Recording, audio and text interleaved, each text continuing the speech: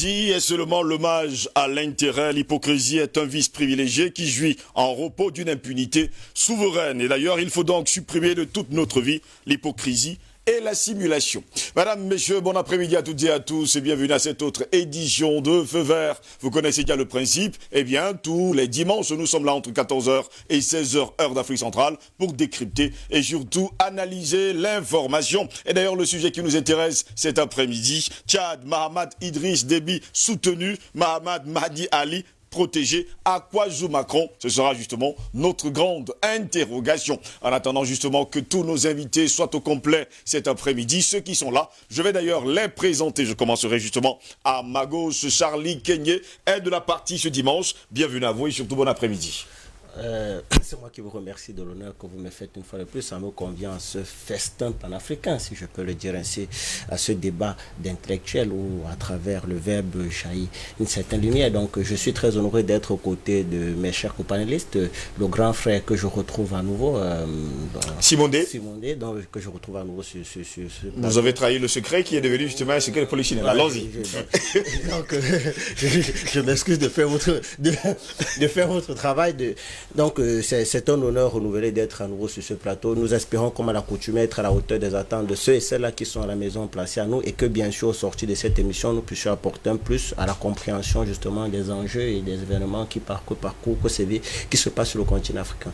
Merci d'être là, Charlie Kenyé. Ce matin, je rappelle d'ailleurs que vous êtes expert en géopolitique et vous êtes là d'ailleurs cet après-midi. Nous en parlerons. Albert Anatola ici, bon après-midi et bienvenue à vous. Bon après-midi, Steve Zilangos. Je salue mon frangin, Charlie, que j'ai le plaisir de retrouver dans le cadre, n'est-ce pas, de cette tribune. Je vous rappelle d'ailleurs qu'il vient de Yaoundé spécialement pour Feu Vert. Tout à fait. Je salue l'autre co-panéliste qui l'a malheureusement déjà présenté à vos téléspectateurs. N'est-ce pas? Je salue toute la chaîne de production de cette édition. Je salue le Cameroun, l'Afrique. Je salue le monde. À ceux qui pensent que le panafricanisme c'est un concept, du tout, allez relire vos cours. Le panafricanisme, c'est tout, c'est un concept. Justement, merci à vous, Albert Anatola, ici d'être là cet après-midi. Il n'y a pas eu de coup de gueule, ça signifie que ça commence bien en tout cas. Simon D, bon après-midi et bienvenue à vous. Merci Ngos, merci encore une fois de m'inviter sur ce plateau qui est devenu vraiment quelque chose de très très important pour tous les panafricains du monde entier. Particulièrement à ceux qui sont à l'ouest. Je parle du mouvement CODEMI. Mouvement CODEMI? Ouais, le comité de développement. Un grand groupe qui suit régulièrement les émissions de DBS. Ils m'ont d'ailleurs chargé de saluer tous les panélistes et de vous dire qu'ils vous soutiennent à 100%. Merci. Maintenant, je voudrais saluer également tous les panélistes que tu as présentés, M. Kanye, Triple A, et tous les techniciens qui, grâce à eux, on peut nous suivre partout dans le monde. Je voudrais également saluer tous les téléspectateurs de DBS dans le monde entier. On va continuer à dire merci justement au groupe CODEMI du côté de la MIFI, précisément dans l'ouest du pays. Très heureux de vous savoir nombreux encore cet après-midi autour justement alors devant votre petit écran pour nous suivre. Nous allons également dire bonjour du côté des États-Unis au docteur Paul Bekema, président de Kepera Institute. Bonjour docteur et bienvenue à vous. Oui, bonjour Steve, je suis vraiment très heureux d'être là. Je dis bonjour à la galaxie panafricaine comme on aime le dire. Je dis bonjour à M. Kenyé, que j'ai le plaisir à partager le plateau, avec qui j'ai le plaisir à partager le plateau.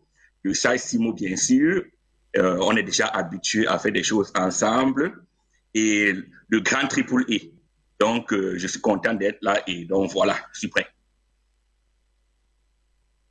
Depuis les États-Unis d'Amérique d'ailleurs cet après-midi. Messieurs, le sujet qui nous intéresse, Tchad, Mahamat Idriss Déby soutenu, Mahamat Mahdi Ali protégé. À quoi joue Macron? C'est notre grande interrogation. En attendant justement notre cinquième invité qui n'est tout autre que le docteur Jean-Paul Mbele qui sera justement de la partie cet après-midi.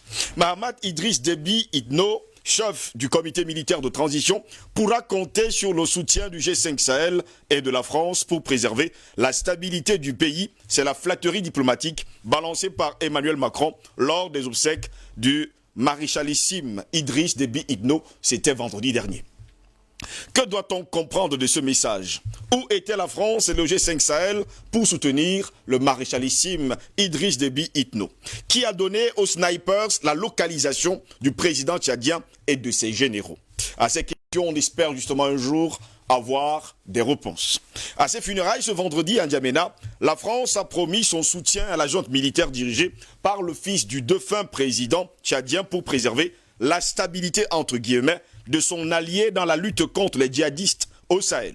Le fils du défunt maréchal Déby, Mahamat Idriss Déby, général de corps d'armée à 37 ans et jusqu'alors commandant de la garde républicaine, la redoutable garde prétorienne du régime, est le nouvel homme fort du Tchad, entouré des plus fidèles des généraux de son père. Désormais, il dispose des pleins pouvoirs, mais a promis de nouvelles institutions après des élections libres et démocratiques dans 1 an et demi, précisément dans 18 mois. Pour de nombreux opposants, dont les plus farouches étaient régulièrement victimes, selon eux, d'intimidation et de violence, cette prise de pouvoir n'est rien d'autre qu'un coup d'État institutionnel. Juste avant la cérémonie, le président français Emmanuel Macron et le chef d'État du G5 Sahel, donc Idriss Déby Itno, assurait la présidence tournante, qui ont formé une force militaire soutenue par Paris pour combattre les djihadistes, ont témoigné au jeune général Déby leur unité de vue, on parle toujours entre guillemets, et leur soutien commun au processus de transition civilo-militaire pour la stabilité de la région. Une douzaine de chefs d'État étaient réunis sur la place de la Nation, au cœur de N'Djamena, où le cercueil recouvert du drapeau tchadien est arrivé à bord d'un pick-up entouré de motards, rapportent d'ailleurs plusieurs de nos confrères. 21 coups de canon ont été tirés et les honneurs militaires ont été rendus à celui qui a été élevé au rang, il faut le dire comme ça, de maréchal du Tchad le 11 août, il faut le dire, dernier. Soutien réaffirmé donc de la France parmi les chefs d'État et de gouvernement, M. Macron, assis au plus près du jeune général Mahamat Déby, était le seul président occidental. Autour d'eux, les 4 autres pays du G5 Sahel qui ont formé une force militaire anti-djihadiste épaulée par la France. Mali, Niger, Burkina Faso et Mauritanie. Et Emmanuel Macron avait rencontré la veille en aparté, à peine descendu de son avion, le nouvel homme fort du Tchad. Un signe pour l'opposition et les experts. La France qui a sauvé militairement au moins à 2 reprises le régime de feu Idriss Déby, menacé par des rebelles en 2008 et 2019, semble maintenir son soutien à son successeur. À nous donc de poser la question, est-ce vrai que la France a réellement soutenu Idriss Déby Itno? Est-ce vrai que la France a réellement apporté, il faut le dire comme ça, son soutien militaire, logistique à Idriss Déby Itno? Et de nous poser la question, mardi dernier, où était passé Emmanuel Macron et surtout son soutien militaire, son soutien logistique pour aider, soi-disant, entre guillemets, son ami le maréchal Idriss Déby Itno? En fait, il ne faut pas jouer avec les mots.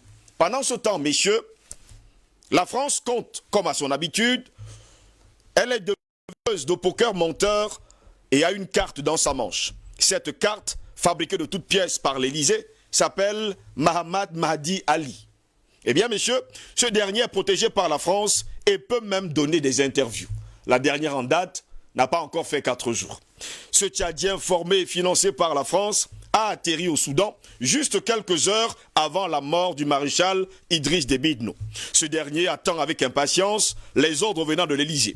Il agite avec la complicité de son maître le spectre de la déstabilisation du Tchad avec un mouvement d'affamés, mal vêtus, amaigris, qu'ils ont eux-mêmes surnommé les FACT. Entendez, Front pour l'alternance et la concorde du Tchad. Comment ce groupe est-il né? C'est la question que nous nous posons. Quel est son objectif? Là encore, nous nous interrogeons. Qui arme ce groupe et qui le finance? Nous voulons bien savoir, car nous avons vu ces affamés, mal vêtus, être inondés par des armes, il faut le dire, sophistiquées de nouvelle génération. Eh bien, vous l'aurez compris, la France vient en bonne place. Pendant ce temps, le chef, soi-disant de ce groupe, Mahamat Mahdi Ali, tchadien, joue les apprentis chefs d'État. Il apprend auprès de Macron, car, ne sait-on jamais, il pourrait être très vite propulsé au rang de président du Tchad. Voilà pourquoi nous nous interrogeons cet après-midi. Tchad, Mahamat Idriss Déby Itno, soutenu Mahamat Mahdi Ali, lui, il est protégé. À quoi joue donc Emmanuel Macron? Messieurs, permettez-moi de faire un tour du côté des États-Unis pour justement poser la grande interrogation au docteur Paul Bekima. Docteur Paul Bekima, vous êtes justement un des géopoliticiens et surtout enseignant du côté des États-Unis. Je pense que vous avez regardé comme nous les obsèques de Idriss Déby Itno à la télévision.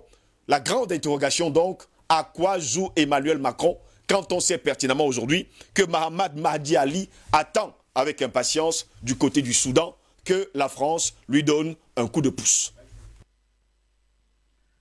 Merci Steve Ngoz de commencer par moi et de me donner cette occasion de poser le débat. Vous avez le don, je vous le dis, de mettre sur la table des sujets d'une importance capitale. Vous nous présentez deux hommes, tous deux prénommés Mahamat.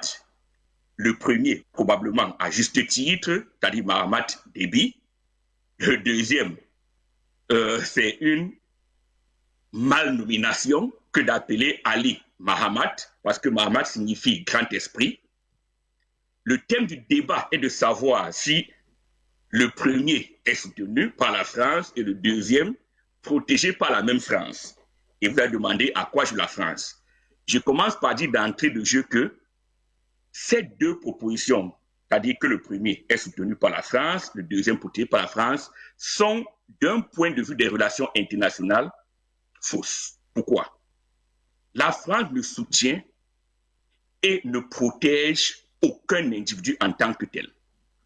La France soutient et protège ses intérêts à travers, et cela éventuellement à travers des individus. Donc, elle n'hésiterait pas, le cas échéant, à couper les têtes. Je sais qu'avec votre talent, vous avez de façon expresse posé le débat de cette façon pour des raisons de pédagogie et que le processus de sa transformation serve de leçon à la jeunesse dans leur façon d'aborder le sujet. Je viens donc me prêter à ce jeu et transformer un peu le problème. Donc pour moi, c'est ceci. À la lumière du système qui régit les relations entre les maîtres du monde, dont la France n'est qu'un commissaire, et l'Afrique, ici représentée par le Tchad, comment doit-on comprendre et interpréter l'attitude de la France dans la gestion de sa survie en Afrique à travers deux acteurs majeurs de sa lutte à elle, la France, contre son agonie au Tchad. Donc, avant de toucher le cadre théorique que je vais poser pour nous permettre de comprendre de façon utile le déploiement du colonialisme en général et dont l'attitude de la France en particulier, permettez-moi de dire que la France est très habituée à de tels comportements. Partout, elle pense que ses intérêts sont en jeu. Vous avez vu qu'à RCA, à l'époque, David Dacko, qu'ils avaient enlevé au pouvoir, a été gardé en réserve en France. Et le moment venu, on l'a pris en pyjama pour le faire prendre le pouvoir, arracher le pouvoir à Bokassa en RCA. Si vous allez même au Moyen-Orient, je vous rappelle que quand le Shah d'Iran a été débarqué, Chapo Bakhtiar, son premier ministre, était en France, en asile politique. Et à partir de la France, a commencé à mener les actions contre le régime de l'Ayatollah Khomeini. Donc la France n'est pas à une contradiction près. Si vous me permettez, j'ai envie de poser donc le cadre. L'impérialisme, tout comme le colonialisme, en tant que doctrine qui produit des systèmes, repose sur des principes, des propositions de base. Vous pouvez les appeler les assumptions, en mathématiques on les appelle les actions. Mais sur le plan de la géopolitique et des relations internationales, on parle de charte, on parle de protocole, on parle de convention, on parle de code. Vous avez lu la charte de l'impérialisme. Vous avez lu le protocole de Toronto. Vous avez lu le code noir. Tout ce qui relève de ce système ne peut être en conformité qu'avec les préceptes de base. Donc, le colonialisme repose sur ces préceptes. Aucune contradiction dans les conclusions, entre les conclusions et les préceptes. Le problème qui se pose maintenant dans les systèmes, de façon générale, est que aucun système ne peut exister sans des contradictions internes et des paradoxes. Dans le monde occidental, cela est connu comme le théorème d'incomplétude de Gödel. mais c'était connu bien avant. Vous avez étudié la philosophie, vous voyez que dès le départ dans le système philosophique occidental, il y a déjà des problèmes entre Héraclite, l'interprétation d'Héraclite et celle de Parménide. Et vous voyez que des gens comme les Épictètes viennent avec des choses comme, comment on appelle ça, j'ai un peu oublié sa philosophie, vous l'a dit, mais ça remonte même à plus haut. Parce que moi, je me réfère aujourd'hui à l'Égypte antique. Si vous lisez les textes de Sérotépibri, les textes de Douaf, les textes de Kounanouk, vous voyez là que cette contradiction existe. Donc aujourd'hui, qu'est-ce que la France est en train de faire? Dans le sous-système qui existe au Tchad, la France exploite donc les paradoxes et les contradictions à son avantage. C'est pour ça que vous la voyez mettre donc en scène Mahamat Idriss, Mahamat Déby et Mahamat Ali. Donc ça, c'est mon premier jet et je reviendrai pour développer bien plus tard. Merci. Avec nous tout au long de cette édition, c'est vous qui êtes justement le maître, il faut le dire comme ça, tout au long de cette édition de Feu Vert. On va également dire, saluer le docteur Jean-Paul Mbelek qui nous a rejoint en tout cas cet après-midi. Docteur Jean-Paul Mbelek, bon après-midi et bienvenue à vous. Bonjour Steve. Vous êtes arrivé en plein cœur du sujet.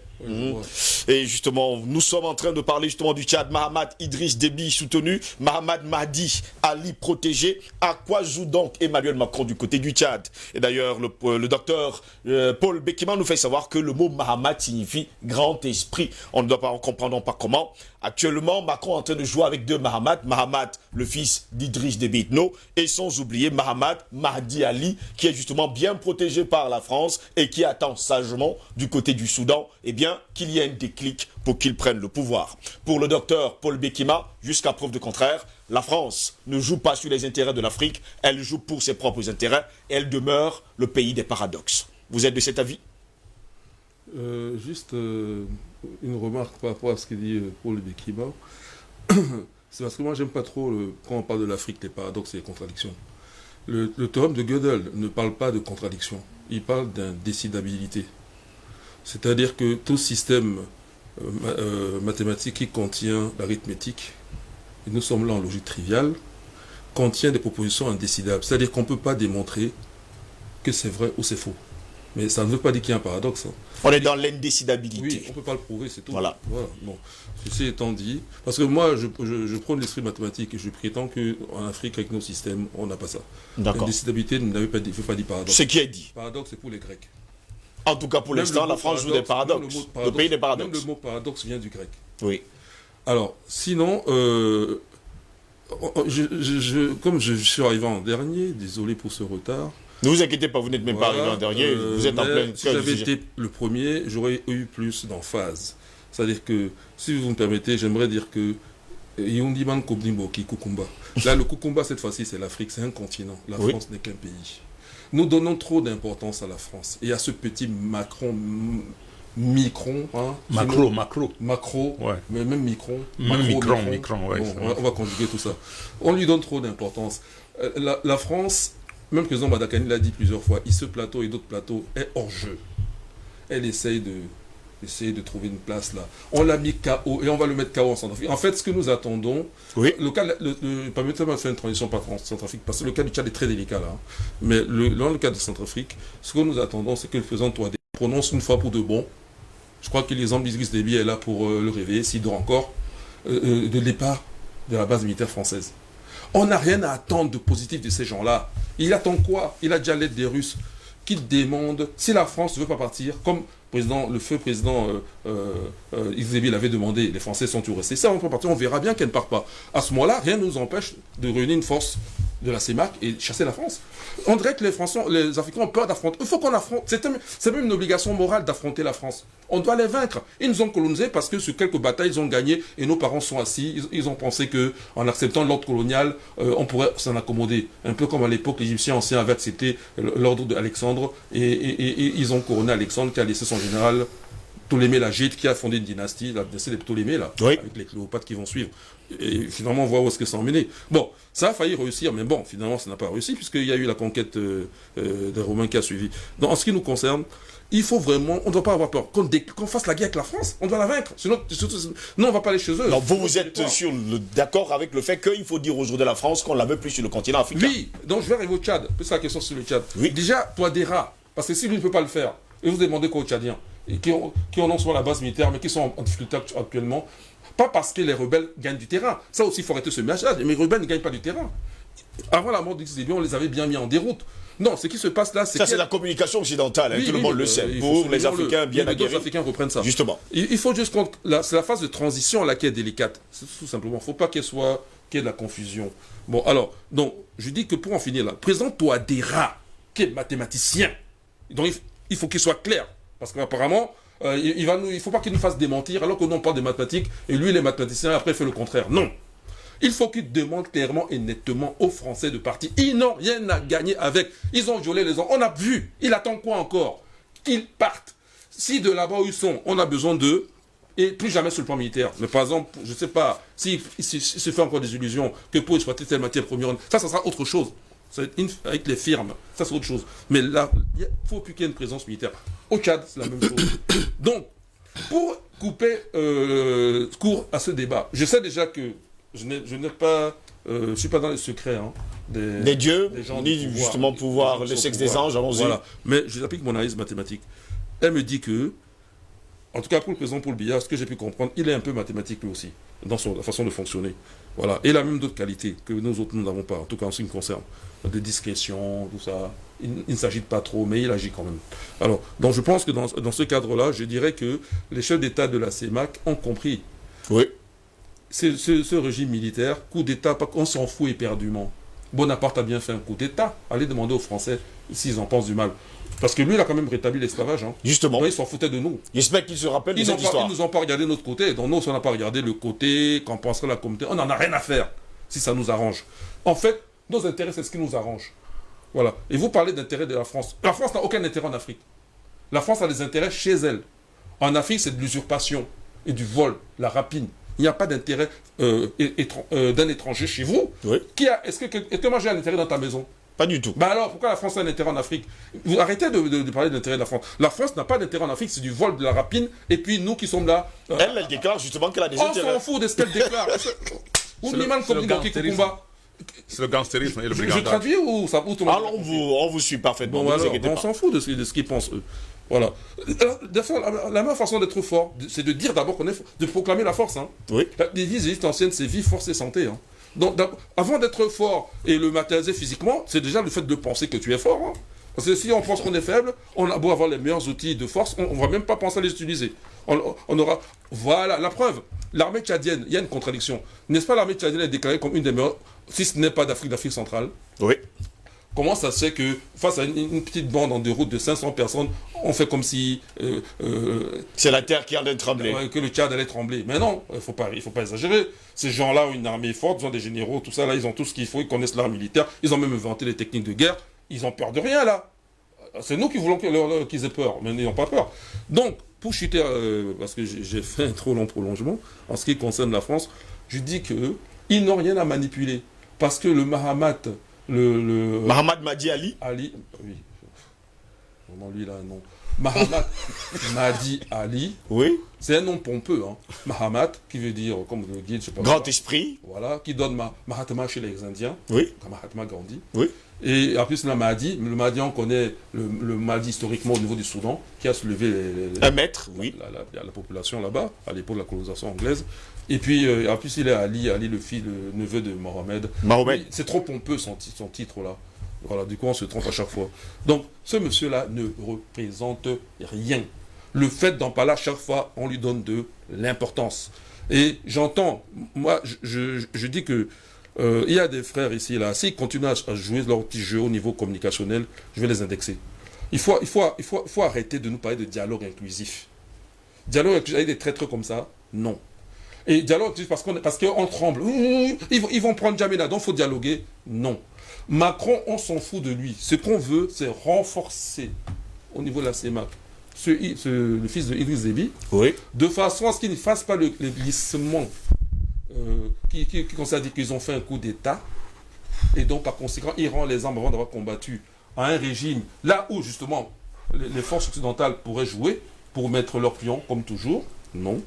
Il faut qu'il assure, en tant que digne fils de son père, et il est quand même quelque part chef des armées. Oui. Voilà, cette transition à la douce qui veut durer 18 mois. On n'a rien dit sur les prix des Maliens. Comment il s'appelle, Dao, qui est un traître lui aussi. Bandao, qui est un traître, qui trahit le mouvement populaire. Là, on n'a rien dit, pourtant c'est aussi une transition de 18 mois. On veut faire croire que c'est la transition qui est au Tchad qui pose un problème. Non, donc il faut le consolider, et pour que ça fasse toujours des gens qui sont soudés, c'est tout le conseil militaire là, qu'ils aillent au bout, fassent ce qu'ils ont à dire, protègent le Tchad et par-delà la CEMAC et l'Afrique. Mais, ça ne manque jamais dans une phrase Bassa, on dit, en Hangbe Banga Bassa, mais, il y a une petite nuance. C'est quoi? C'est que le glissement de langage vient des gens qui n'ont même pas lu les textes. Je signale qu'il y a une réforme constitutionnelle. Maître Janvier Momo, je l'ai entendu en parler. Il y a une réforme constitutionnelle en 2018, confirmée en 2020, qui fait que ce n'est pas le président de l'Assemblée nationale qui est le successeur, c'est le président du Sénat. Or, il n'y a pas... Le Sénat actuellement du côté du Tchad. Voilà, donc un peu de jugeote, un peu de bon sens, un peu de lecture de la situation, c'est très bonne. Et en se plaçant toujours du point de vue africain.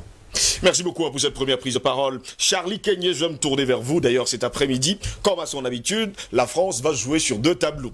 D'un côté, on a la tête justement de l'État tchadien, Mahamat Idriss Déby Itno, qui, selon la France, est soutenu justement par le G5 Sahel et sans oublier Emmanuel Macron.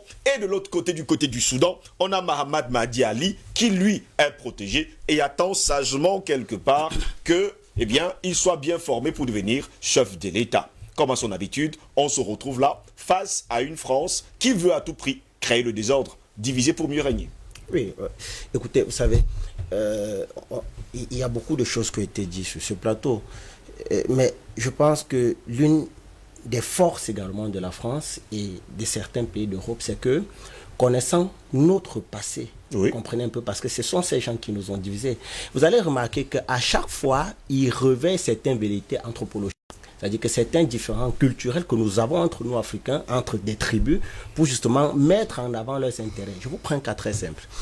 Ils sont très au courant de cette rivalité ethnique qui existe au Tchad entre les Zagawa et les Goran, du fait que ce soit un Zagawa, la personne d'Idriss Déby, qui a envoyé Hissène Habré du côté de la Cour africaine de justice.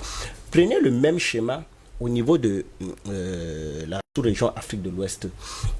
Dites-vous bien que c'est là où quelque part je pense que le docteur Jean-Paul Bellec. Le docteur Jean-Paul Bellec, il a raison, mais on ne peut pas enlever le fait que ces gens ils ont des intérêts, quoique ça ne les appartient pas. Mais nos pères qui ont négocié avec eux justement pour avoir accès à cette souveraineté entre guillemets, à cette indépendance, on peut dire n'étaient pas forcément en position de force.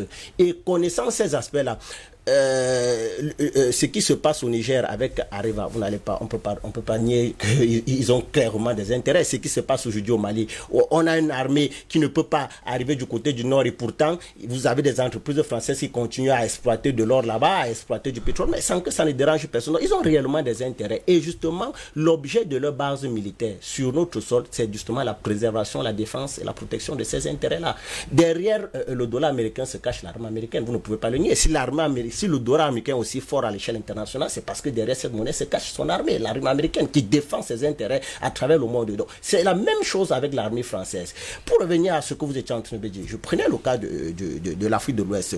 Vous avez remarqué que lorsque le président Emmanuel Macron a fait cet entourloupe avec le président ivoirien Alassane Dramane Ouattara pour le cas de la monnaie ECO, vous avez vu ce qui s'est passé, la réaction. Vous avez vu le Nigeria et le Ghana qui se sont retirés. Ils disent non, nous on n'est pas dans cette chose-là. Et qu'est-ce qui s'est passé? Au Nigeria, on a vu comment pratiquement 3-4 grands États du Nigeria sont entrés en rébellion.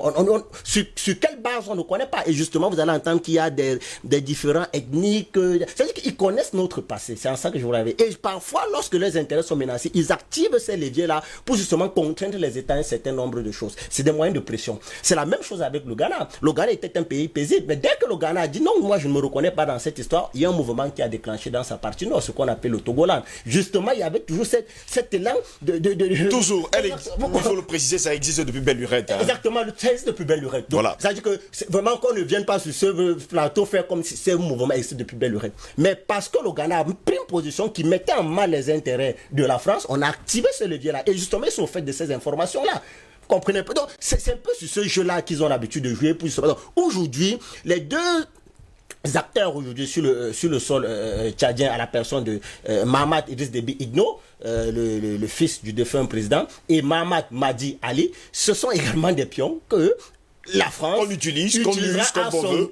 À sa guise, justement à partir du moment où ses intérêts seront menacés. Aujourd'hui, dites-vous bien une chose, on soutient le président qui est en place là. Mais c'est de bon temps. Mais comment est-ce que vous pouvez expliquer que, et le docteur disait tantôt, il y a toute une communication de masse autour de ce Mahamat Mahdi Ali, pourtant en réalité il ne représente rien. Absolument rien. Il ne représente rien. Mais comment est-ce qu'on peut faire une telle communication sur sa personne?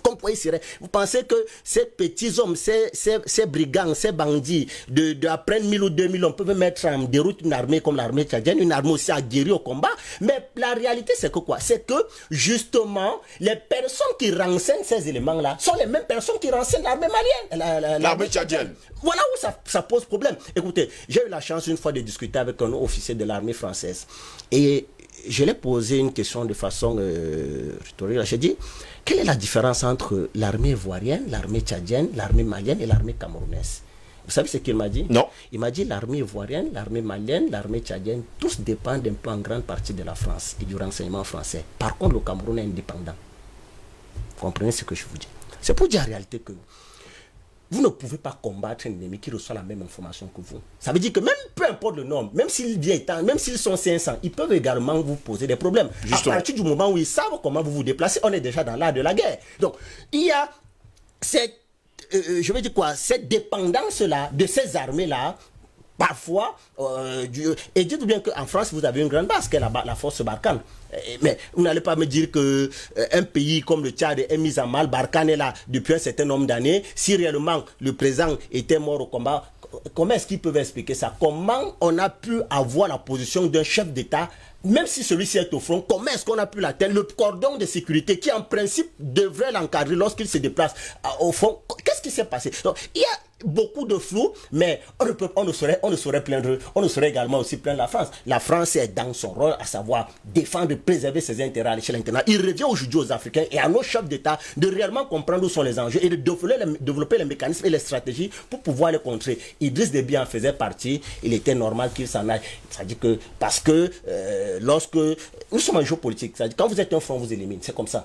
Bon, aujourd'hui, connaissant cette réalité-là, on doit aller plus loin. Est-ce que l'objectif est atteint, c'est-à-dire le départ d'Idriss Déby? Je ne pense pas, parce que nous sommes dans un schéma où le départ d'Idriss Déby était un élément de la matrice qu'il fallait réaliser pour poursuivre le schéma. Et la réalité de ce schéma, c'est le Cameroun. Voilà en réalité où on devrait aller avec les analyses. Et pendant ce temps, Albert Anatola, ici, pour bon nombre d'experts sur le continent africain, pour eux, la France est à découvert aujourd'hui et elle est en train de jouer un jeu dangereux qui pourrait se retourner contre elle. Écoutez, pour la bonne compréhension des téléspectateurs, et il est important qu'ils sachent qui est M. Mahamat Mahdi Ali. Oui. Parce qu'il n'est pas que ce personnage que vous avez essayé de décliner là. M. Mahamat Mahdi Ali, c'est l'ancien ministre de la Défense du Tchad. Ancien ministre de la Défense, oui. Oui. Qui est également à la tête d'un parti politique, je crois que c'est le MDP. Et je voudrais quand même, c'est une parenthèse pour vous indiquer que il est la tête de cette rébellion. Je mets rébellion entre guillemets, parce qu'une rébellion qui part de la Libye pour se retrouver à l'intérieur, sur le sol tchadien, c'est une curiosité quand même. Parce que nous savons que entre la Libye et le Tchad, il y a plusieurs justement bases militaires là et qui opèrent à travers soit les AWACS, soit les satellites et tout ce que les drones pour justement maintenir la couverture au niveau des renseignements militaires. Ce qui suppose donc, et ça rejoint la préoccupation de Charlie, savoir qui a pu donner les coordonnées géographiques de la position du maréchal à cet instant-là. Il n'y a que deux réponses possibles. Soit c'est les États-Unis qui sont dans la zone, soit c'est les positions françaises. Maintenant, c'était juste une parenthèse. Maintenant, je vais donc revenir sur le personnage de M. Mahamat Mahdi Ali, qui, il faut le dire, et vous l'avez d'ailleurs indiqué dans votre dans votre chapeau en disant que c'est lorsqu'il apprend le décès, il faut rectifier cela, lorsqu'il apprend le décès, n'est-ce qu'il le décès du président tchadien et Déby, qui prend l'avion depuis Paris pour justement atterrir à Khartoum. Et je voudrais également préciser pour la gouverne des téléspectateurs que le monsieur Mohamed Mahdi Ali est proche du Parti socialiste, enfin de l'international socialiste, si vous voulez. Il est proche de l'international socialiste. C'est pas des... Il est membre du PS, il faut également... Il est membre du PS. Non, je veux donc dire que c'est pour vous dire que ce ne sont pas des circonstances ou des coïncidences anodines. C'est pas anodin. Comme j'ai dit cela et que j'ai justement décliné qui est le personnage de M. Mohamed Mahdi au téléspectateur, je pense, et là je rejoins ceux qui ont dit que la France est dans son rôle de renégat. Non, c'est-à-dire, non pas de renégat, de faiseur de trouble fait. Oui. Il est dans la France, Paris particulièrement, j'ai dit Macron dans son rôle de trouble fait. C'est-à-dire, vous avez d'un côté, vous encouragez, vous soutenez, entre guillemets, le fils du défunt. De l'autre côté, vous protégez quelqu'un qui, à partir de Paris, a coordonné, planifié, financé une rébellion, entre guillemets. Ça pose quand même un problème d'honnêteté politique. Parce que nous sommes là dans le giron de la diplomatie.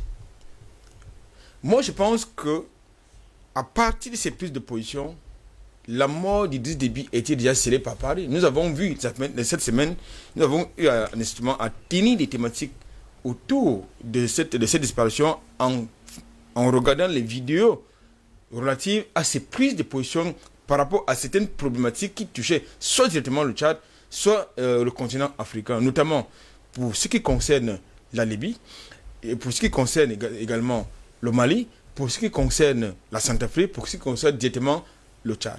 Donc je pense que de ce point de vue, il faut comprendre une chose. Il faut que justement, je veux dire, ce que je peux appeler les politicards africains prennent leurs responsabilités. Et les animateurs politiques. Moi j'ai quand même un problème. Oui. J'ai un problème parce que je ne comprends pas pourquoi est-ce qu'on a le protocole à donner la parole à M. Macron au Tchad. Sa prise de parole me pose personnellement un gros problème. Il y a à moi un double titre. Premièrement, Macron n'avait pas, sauf s'il est venu dans une sorte de service après-vente au Tchad par rapport à l'acte qu'il a posé de ce côté-là, je peux comprendre. Mais qu'on le laisse prendre la parole et qu'il se mette à faire des déclarations qu'il n'est pas capable d'assumer, moi je dis que c'est quand même, nous ne sommes pas sortis de l'auberge. Parce que lui, Macron, il estime Paris veillera à ce que l'intégrité, la stabilité du Tchad soit respectée, alors que c'est eux les fouteurs de groupe. Moi, ça me pose un problème. Nous sommes là en plein théâtre d'hypocrisie. Et ça, c'est inacceptable. Ça, c'est le deuxième point. Le premier point. Le second point. Je pense qu'aujourd'hui, et ce qui me pose également un problème, c'est que la CAC ainsi que l'Union africaine se sont inscrits dans la ligne, dans la trajectoire politique prescrite par Macron. Oui. Je crois que là également, nous avons un très gros problème. Nous avons attendu en vain que justement la CAC, à travers justement son contingent militaire, puisse s'organiser pour justement sécuriser cette digue que le Tchad en vain. Nous avons attendu l'Union africaine à travers son conseil de paix et de sécurité régler cette question, pas seulement au niveau des déclarations, mais également à travers des prises d'action fortes. J'attends toujours de voir. Donc, je crois qu'aujourd'hui, lorsque vous avez ces individus qui viennent au Tchad, au regard, vous avons d'ailleurs dit cette semaine au cours d'une autre thématique, c'est-à-dire que vous ne pouvez pas prétendre que quelqu'un est votre ami, et vous prenez en otage. D'abord, c'est son économie, sa finance, et également ses institutions démocratiques, autant pour moi. Je me serais attendu à ce que justement, parce qu'aujourd'hui, nous avons également évoqué cela cette semaine, je me serais attendu, comme à son habitude, que Paris condamne la violation de l'ordre constitutionnel. Bien au contraire. Moi, je pense qu'aujourd'hui, c'est un débat qui risque de poser un véritable problème du côté, n'est-ce pas, du Tchad. Parce qu'on se serait attendu que Paris dise, ok, d'accord, maintenant vous avez réussi à sécuriser le territoire, Oui. rentrer dans les casernes, et que l'ordre conditionnel il soit rétabli. La condition que vous avez évoquée tout à l'heure, docteur Mbelek, n'est pas encore, elle était encore en tête mise en musique. Tous les éléments aboutissant à sa mise en place n'étaient pas encore tout à fait remplis. C'est-à-dire la condition de décembre 2020. Donc, raison pour laquelle le président de l'Assemblée nationale était la meilleure personnalité, justement, pour assurer, n'est-ce pas, l'ordre constitutionnel. Malheureusement, certainement, il a tremblé, ou alors il a fait l'objet de pression de la part de Paris, et il a jeté les poches. Parce qu'il y a d'autres médias qui voudraient nous faire croire qu'il aurait dû recevoir des menaces, n'est-ce pas, du Conseil militaire de transition pour ne pas gérer l'ordre constitutionnel.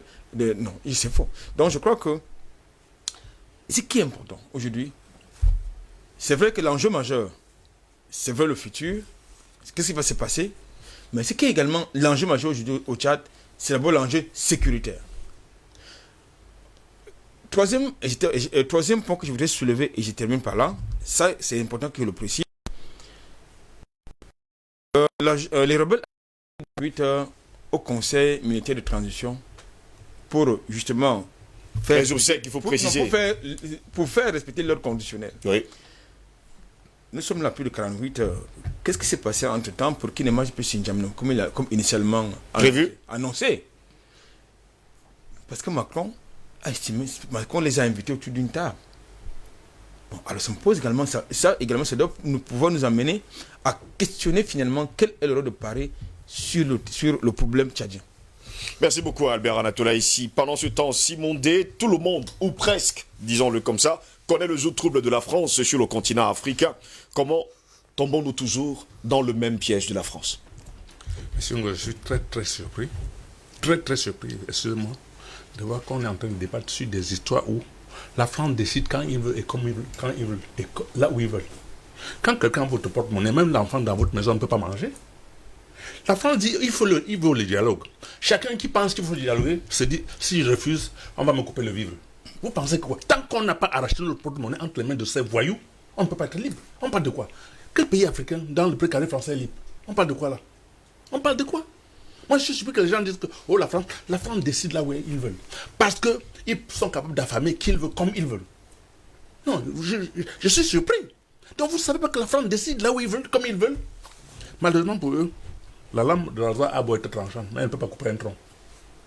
Je dis la lame de rasoir est tranchante, mais elle ne peut pas couper un tronc. Si les Africains ne se mettent pas ensemble pour arracher le porte-monnaie entre les mains de ces voyous, je vous assure qu'on va passer tout le temps à tourner en rond, à faire des débats inutiles. Ces messieurs, tant qu'on n'a pas récupéré... Attendez, vous parlez de quoi? Si votre voisin donne des autres dans votre maison, c'est parce qu'il est puissant. Il a votre porte-monnaie. Il peut faire de votre femme, de votre enfant, ce qu'il veut. À tout moment. Mais la nuit, il peut vous empêcher de dormir. Même faire des enfants avec votre femme. Vous ne le savez pas? On parle de quoi? Vous êtes surpris de la France? C'est ça, ils décident parce que nous, on s'est laissé aller. Ça fait au moins 14 ans que je dis boycottons le produit français, sortons de ce franc CFA. Les gens, on tourne en rond, on fait le malin, on raconte des histoires, on fait des colloques inutiles, on dit la CAC, votre histoire de l'Union africaine. Qui paye l'Union africaine? C'est une succursale de l'Union française. On parle de quoi? Vous voulez que l'Union africaine décide de quoi? Mahamat, qui est le secrétaire, le président de la commission de l'Union africaine, là, il est marié. Il a dit quoi par rapport au Tchad? Il est tchadien. Il a dit quoi jusqu'à présent? On sera en sérieux. Cependant, je pense qu'il est temps que les gens prennent des vraies résolutions. Moi, je vous avoue que quand j'ai vu ce macro à N'Djamena, je n'ai plus regardé les obsèques. Je n'ai plus regardé. Ça m'a fait mal au cœur. Je ne peux pas comprendre comment un petit pays comme la France, les Africains sont là, ils quittent la France, ils viennent à N'Djamena, ils font ce qu'ils veulent, personne ne dit rien. Aucun Africain ne se soulève à N'Djamena. Les Tchadiens même ne se soulèvent pas. Connaissant ce qui s'est passé. On a dit que le président tchadien a été tué au front. Un maréchal qui va au front, sans les pas, géré par balle, sans protection, aucune protection, au front. Vous croyez à ça? Ce monsieur, je crois, il a été tué au palais. Et bien organisé par la France. On parle de quoi? La base militaire au Tchad. L'ambassade de France est là, sur place, avec tout ce que vous voulez comme renseignement. Aujourd'hui, vous voyez des gens qui étaient affamés, ils n'ont pas de quoi manger. Vous voyez les hommes qu'ils ont pour descendre sur N'Djamena. Ils ont été entraînés au ciel. Les hommes sont au milieu du ciel. On s'en sérieux. J'ai l'impression qu'on continue à jouer les naïfs pendant des années. La France est au cœur de tout ce qui se passe en Afrique, surtout dans son précaré. Et ils sont en train de faire des efforts pour recruter les gens autour d'eux. Moi, j'ai dit sur ce plateau plusieurs fois, tant que les pays africains ne signent pas des accords militaires entre elles pour sécuriser leurs frontières, pour faire en sorte que les gens n'aient pas de base de repli, on va vivre tous ces événements parce que la France va s'arranger comme ils veulent pour faire rentrer les gens quand ils veulent et comme ils veulent. On va faire quoi? On va passer tout le temps à venir sur le plateau débattre pour dire la France. Non, il est temps qu'on se mette ensemble. Et il faut refaire le système éducatif parce que c'est la base de tout. La plupart de ces messieurs-là qui sont prêts à aller dans le gouvernement, ils étaient en classe. Maintenant, Macron vient leur donner des instructions sur place. Ils n'ont jamais reçu d'éducation. Ils n'ont jamais été à l'école. Ils étaient en classe pour réciter ce que leur maître leur apprend. Et maintenant, Macron a dit ça, il donne des instructions, il dit faites ceci. Il envoie les moyens, on exécute. Vous voulez que les pauvres ils fassent quoi? Qu'ils fassent quoi? Ils ont faim. Ils ont faim. Ils vont faire quoi? Dites-moi. Tous. Je dis tous. Même, excusez-moi, moi, dans une émission, dans une chaîne concurrente, avant les élections de N'Djamena, j'ai dit que le mandat d'Idriss Déby, c'était un mandat de trop. J'ai dit que ça devrait éclater n'importe comment, que ce n'était pas possible. Malheureusement, c'est arrivé. C'est arrivé pourquoi? Parce que la France, qui a suivi le discours de Déby pendant toute cette période-ci, ne pouvait pas accepter Déby à la tête du Tchad. Ce n'était pas possible. Il fallait être un idiot pour penser que la France va accepter. Moi, je l'ai dit avant les élections. Mais est-ce que c'est à la France, justement, d'accepter Simon D?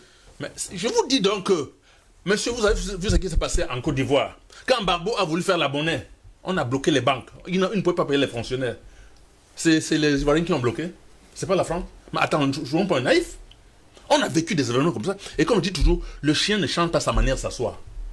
Le chien ne change pas. Montez, vous descendez, il va s'asseoir sur son derrière. La France fait la même chose depuis 60 ans. Nous, on n'a pas le temps de regarder, d'analyser et de prendre des mesures parce que les gens qui sont là, c'est des gens qui étaient en classe.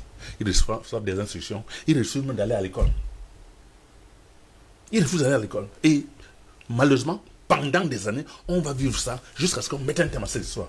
Heureusement, il y a quelques chefs d'État africains qui sont très subtils, on ne les voit même pas, mais qui posent des actes. Vraiment, je ne veux pas les citer. Ils posent, ça dit, on n'arrive pas à les... Quelqu'un a dit tantôt que les armées africaines ont pour maître la France. Parce que c'est la France qui pilote à distance. Comment vous pouvez m'expliquer que la rébellion part de la Libye, il arrive au port de N'Djamena, la France a des drones, ils ont une base militaire en France, ils sont aveuglés, ils ne voient rien. Mais quand il s'agit de l'or, qui sont en train de sortir quelque part, ils voient, il y a les drones qui localisent. Ils ont des AWACS, des avions de renseignement qui parcourent toute la bande de sahélo-saharienne. Ils leur donnent les informations en temps opportun.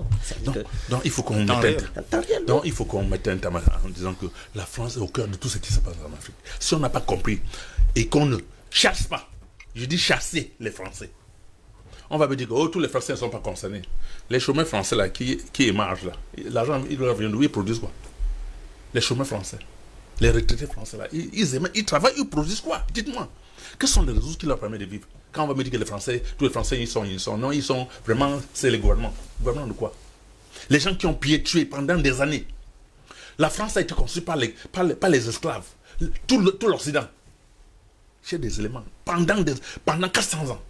200 ans, on a pris les Africains, on achetait un esclave à 4 livres, on les revendait à 200 livres, soit 2000%. Avec ça, on a... Et on nous prend pour des zozos, on a détruit notre éducation, notre culture, notre économie, tout et tout et tout. Je vous rappelle, les messieurs, si vous ne savez pas que en Afrique, on avait les très grands savants, la première université, c'était en Afrique. C'était des broussailles, il n'y avait rien chez eux. Mais aujourd'hui, on nous prend pour des macaques, des singes, et on accepte. Il est temps qu'on mette un terme à cette histoire. Je suis désolé, je suis très embêté quand des gens pensent que la France, un petit pays comme ça, peut donner des ordres aux Africains qui sont les plus intelligents. Je vous rappelle que l'ordinateur que vous voyez là, c'est un Africain qui a au moins... Totalement un Africain. Internet, c'est la même chose. Hein. La télécommande que vous tenez justement à la main, ce sont les Africains, mais on vous le dit jamais. On va nous prendre... Voilà un docteur. Montrez-moi un docteur français en machin là, si c'est pas les Africains qui l'ont formé. Celui qui a appris aux Blancs à écrire, c'est un noir, monsieur. C'est lui qui leur a appris leur langue. Vous vous racontez quoi? Leur apprendre à écrire. On parle de quoi là? On vient nous raconter des histoires sur de la France. La France c'est quoi? Les Blancs ils sont rien du tout, je suis désolé. Il faut qu'on les combatte jusqu'à la mort. Et moi je suis pas prêt à leur faire des cadeaux. Merci beaucoup, Simon. Je suis choqué, excusez-moi. On vous comprend parfaitement, c'est votre droit justement de parler avec beaucoup de passion parce que vous aimez justement le continent africain. Je vous tourne vêtement, messieurs, permettez-moi de rentrer du côté des États-Unis d'Amérique pour poser justement la question à Paul Bekima en disant justement à nos téléspectateurs qu'aux alentours de 15h05 heure d'Afrique centrale pourraient justement commencer à nous appeler. Le standard sera ouvert. Docteur Paul Bekima, tout le monde est au courant d'une chose, c'est que c'est la France qui commet des gaffes sur le continent africain. Mais tout le monde continue quand même à accepter la France. Personne ne lève jamais le petit doigt. D'ailleurs, Simon a souligné pas mal de détails du côté du Tchad. On a vu Emmanuel Macron se pavaner. Albert Anatole Haïs, il a également dit. Il ne comprend pas comment Emmanuel Macron a pu prendre d'ailleurs le temps de faire un discours du côté de N'Djamena sans en être justement inquiété. Plusieurs Africains m'ont écrit au cours de ce week-end pour me demander comment comprendre qu'un chef d'État, et sans oublier les leucodermes, croisait les pieds devant les autres invités. Tout ça à dire que, jusqu'à preuve du contraire, l'Africain n'a pas encore compris. Docteur Paul Bekima? Non, l'Africain est dans le processus de compréhension. C'est-à-dire, je vous ai dit que la France n'était qu'un commissaire. C'est-à-dire, donc la France n'est qu'un instrument qui est utilisé par d'autres personnes plus puissantes, d'autres groupes plus puissants que la France. Et j'ai suivi toutes les interventions sur le plateau. Elles sont excellentes. Et je remercie le grand maître Mbelek d'avoir essayé de recadrer un peu les choses que j'ai dites. Et donc, permettez-moi, et je demande de me permettre d'apporter une très petite précision. C'est vrai que l'intitulé, mais je vais prendre juste quelques secondes, parce que ce n'est pas ce que je veux dire.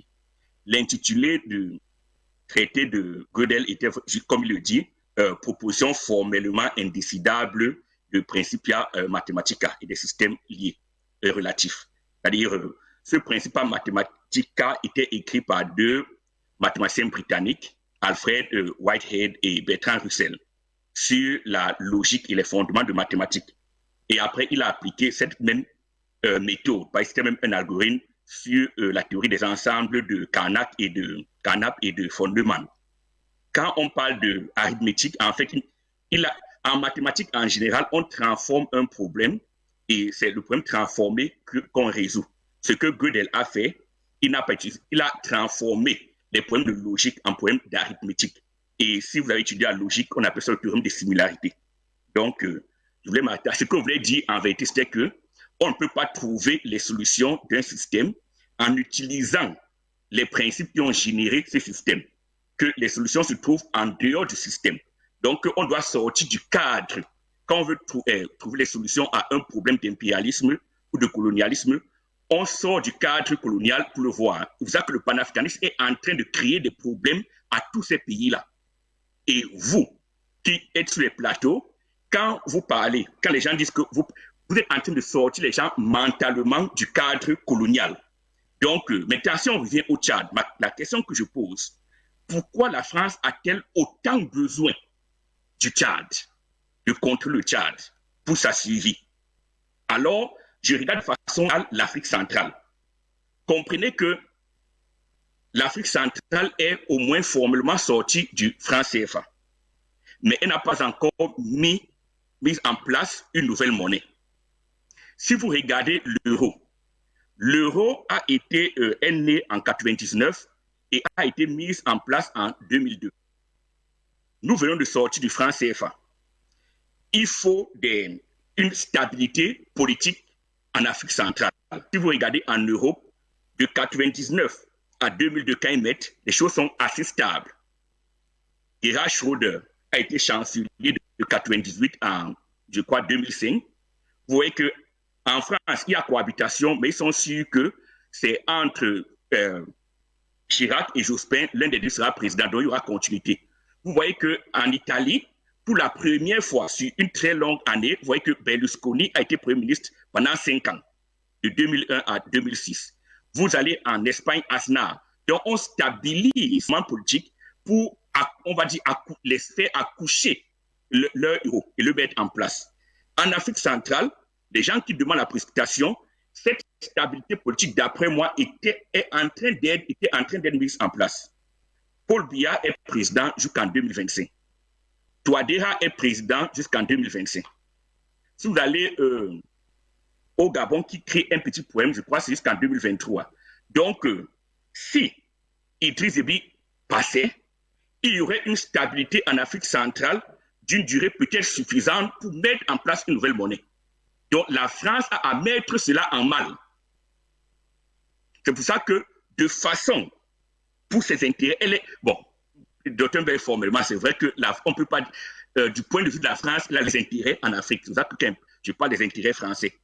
Donc, il fallait arrêter le processus de mise en place. C'est pour ça qu'elle intervient au Tchad.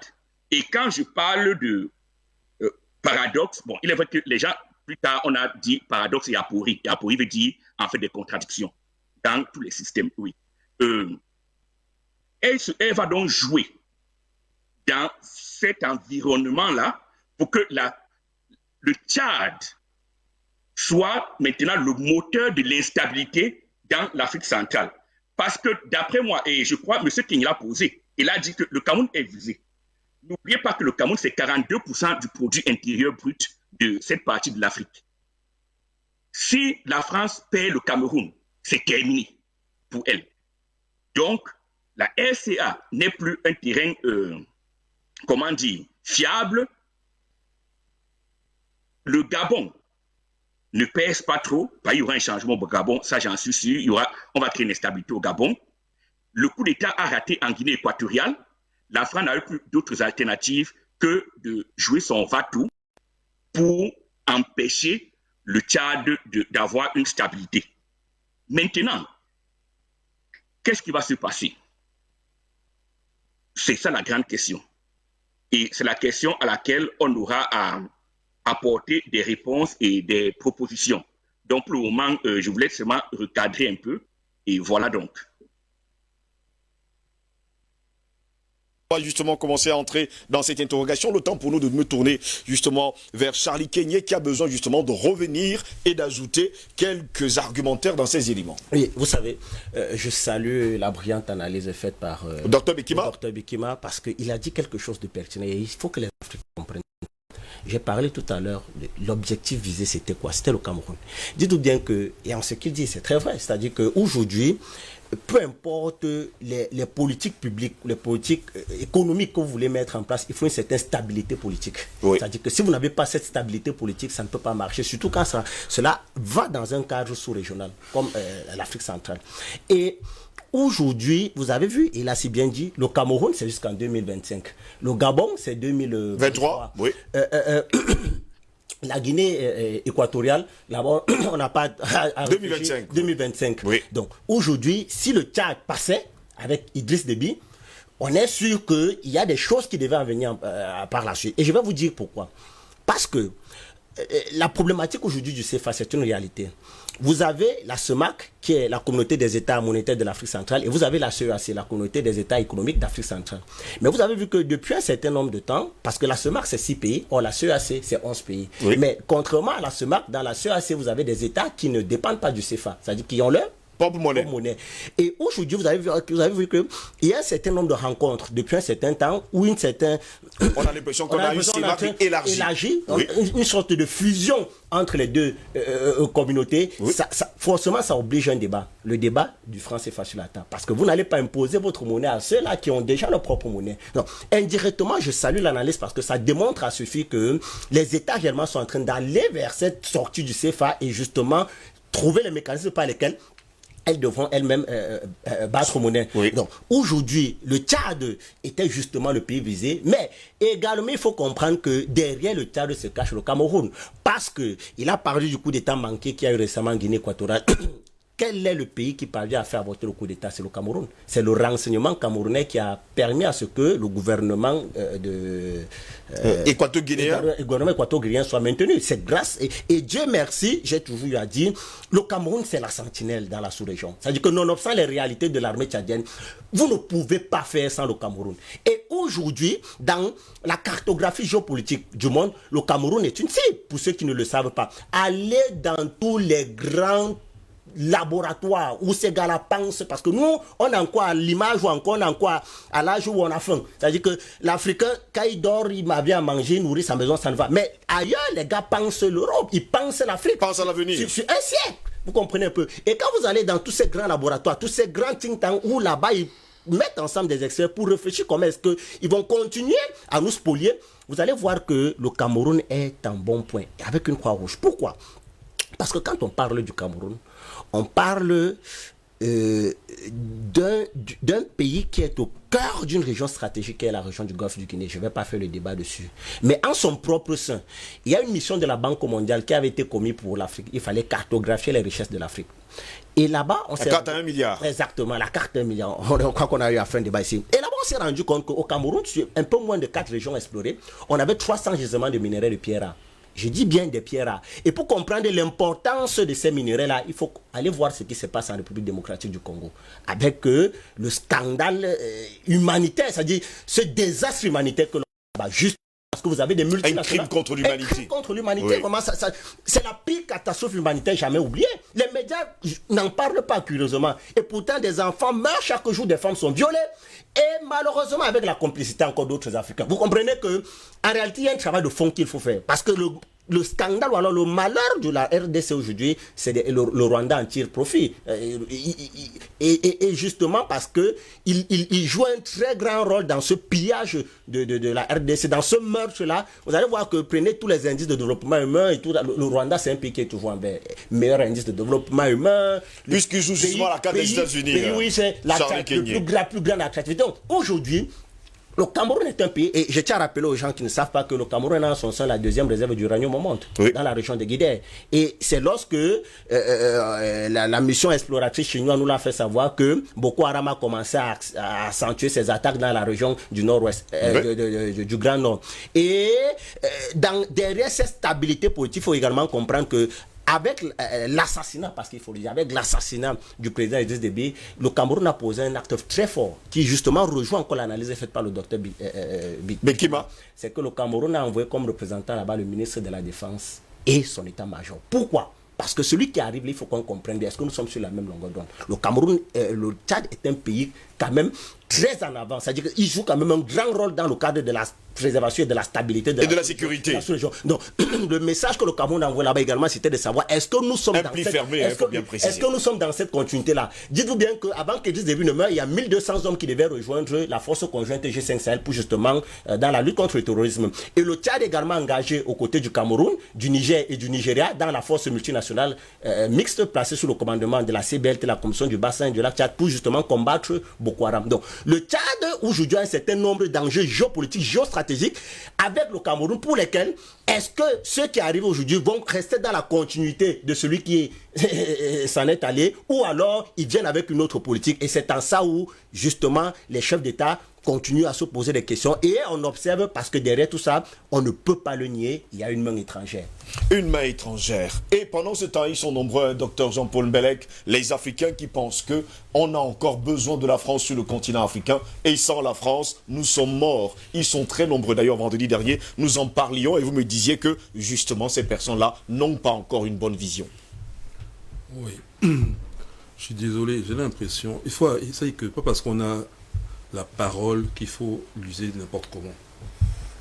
Si oui, il faudrait qu'elle soit active. C'est-à-dire que lorsqu'on parle, on espère que ça va permettre d'agir. Simo se plaint un peu trop à mon goût. Il le dit à répétition pour finir par son Made in Africa. La question est de savoir qui va Made le Africa. Parce que c'est bien de le souhaiter, mais une autre chose est de le réaliser. Il faut que la parole soit active. Voilà. Macron, alors, pourquoi vous me comprenez bien ce que je veux dire. Moi, plus le débat va, plus ça me picote un peu au cœur. Hein. Quand ça fait un peu plus mal. Hein. Jusque-là, ça allait, mais plus ça va, plus ça fait mal. Hein. Allez-y, on vous suit. Parce que la situation... je veux dire, il y a une situation dangereuse et on fait comme si c'était hier. Que ça a commencé. Donc, ça veut dire que comme s'il n'y avait pas eu quelque chose qui s'est passé, quoi. Donc, on pérore comme on aurait pu le faire hier. On va se dire que peut-être rien n'a changé. Beaucoup de personnes pensent comme ça, pourtant beaucoup de choses ont réellement changé. Voilà, un peu ça, oui. Alors, donc, Macron a dit quelque chose dans son discours.